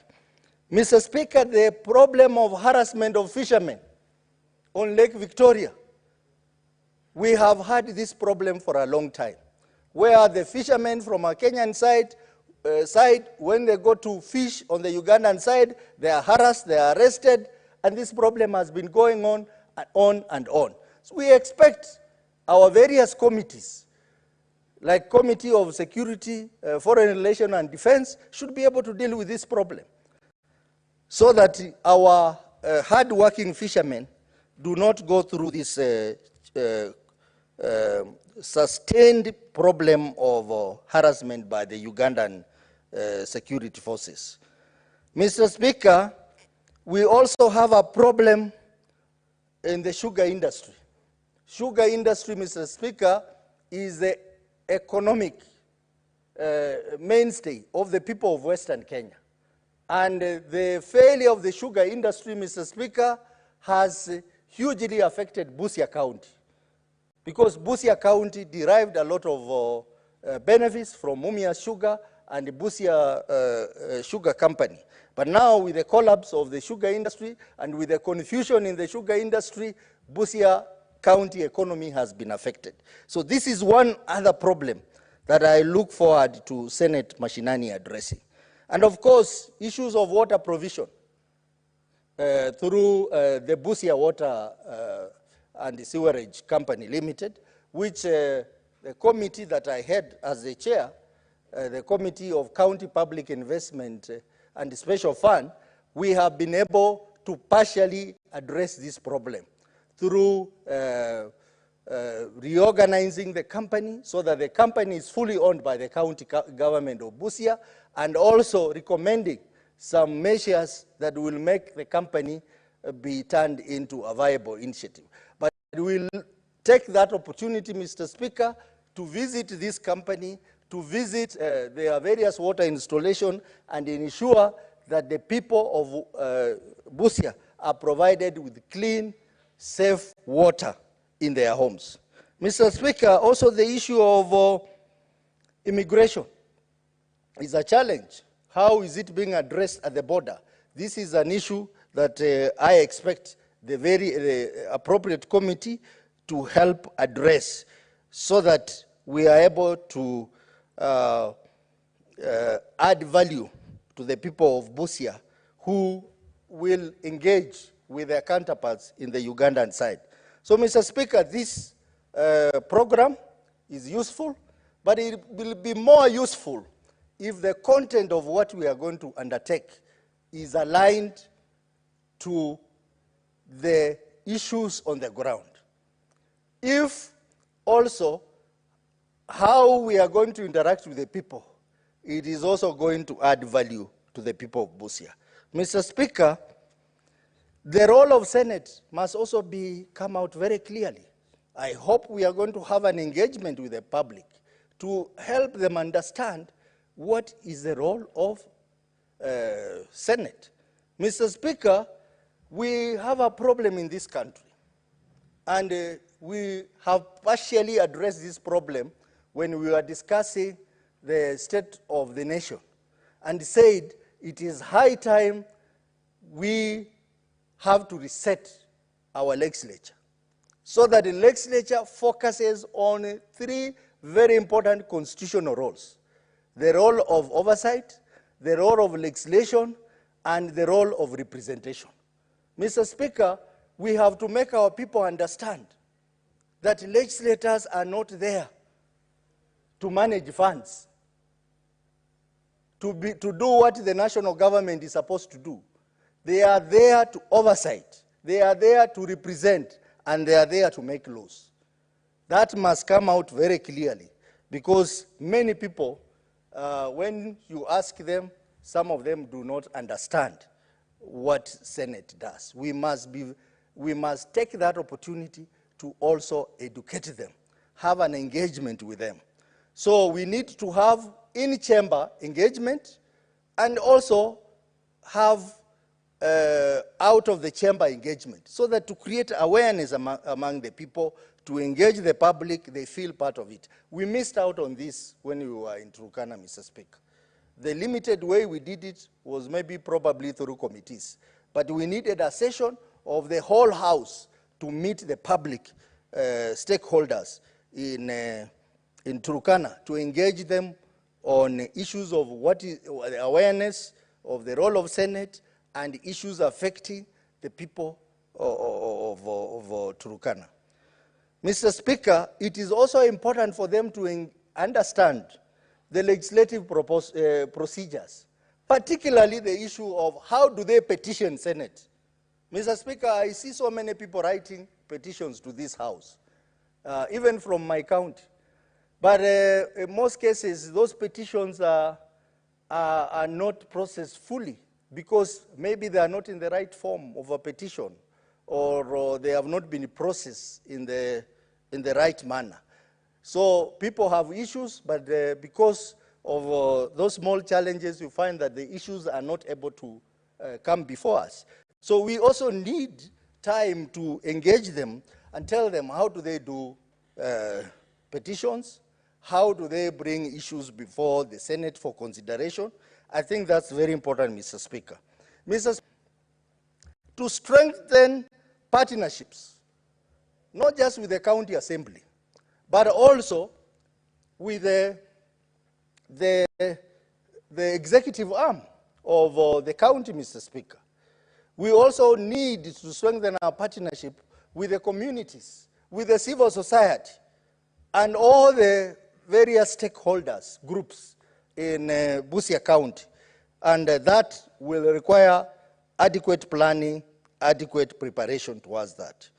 Mr. Speaker, Busia County, as I said earlier, is very unique. Busia County is where our distinguished clerk, who has done a lot of work for this parliament, comes from. And I think it's just fair for us to thank him by visiting his county, Busia County. And also, Busia County is where the senator, who has been a leading light in defense of the public, Senator Okiya Omtata, a man who does not fear saying the truth, a man who said before the president that I'm taking you to court. And indeed he went to court over the finance bill 2023. I mean, this country, Mr. Speaker, if we had 10 Omtatas, we would be somewhere, Mr. Speaker. And I want to say that by going to Busia, it will also be a demonstration that we value the contribution of Senator Omtata to matters governance in this country. Mr. Speaker, I do not want to go beyond that, but just to say that Busia is a neighboring county. You have to pass through Vihiga County before you go to Busia. And Mr. Speaker, we will be using that opportunity to also request the Senate to consider matters of infrastructure. Mr. Speaker, the road from Kisumu through Maseno, Luanda, Yala, all the way Ugunja to Busia, it is a high time that that road be made a dual carriageway because of the high traffic, because of linkage to Uganda and other key counties within the region. And that is the best thing that can come out of this Senate machinani, not just for Busia, but the neighboring counties of Vihiga, Siaya, Kakamega, and even Bungoma, Mr. Speaker. Mr. Speaker, for those few remarks, I wish to support this motion that Senate machinani for this year be taken to Busia County. Thank you, Mr. Speaker. Thank you, Senator Osotsi. Now, honorable members, there being no other senator who wishes to contribute, I call upon Senator Eddie Okech to reply to the motion on behalf of the mover, the Senate Majority Leader. Senator Okech. Mr. Speaker, thank you so much. And on behalf of the Majority Leader, Senator Cheriot, the mover of the motion, I want to thank all the senators who have gotten the chance to be able to contribute to this particular motion. And I am sure that the people of Busia are very proud of you this evening when they see you endorsing and selecting Busia as the place to go this year. You know, apart from the fact that Senator Osotsi has insisted that if you're going to Busia, you must pass through Vihiga. Mr. Speaker, for some of us who come from the lake, it depends with the means which you go with, Mr. Speaker. Some of us who like going with the chopper, sometimes you might have some shortcuts that you might not have to pass through Vihiga. But that's on another note, Mr. Speaker. I'm looking forward to this engagement at the Senate machinery in Busia, and therefore I reply. Thank you, Mr. Speaker. Thank you, Senator Eddie.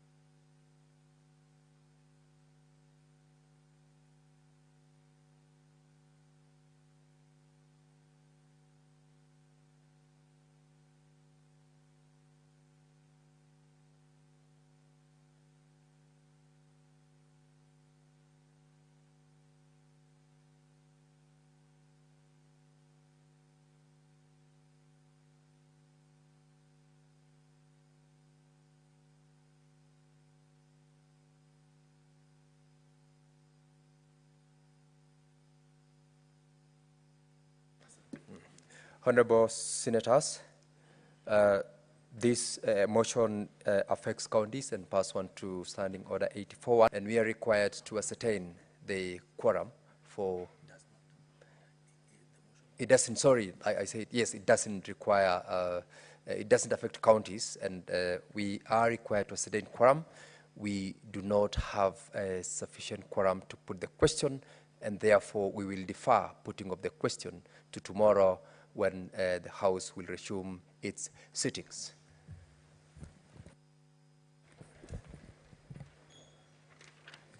And now, Honorable Senators, it is now 6:30 p.m., time to adjourn the Senate, and the Senate therefore stands adjourned until tomorrow, Thursday, 11th of July, 2024 at 2:30 p.m.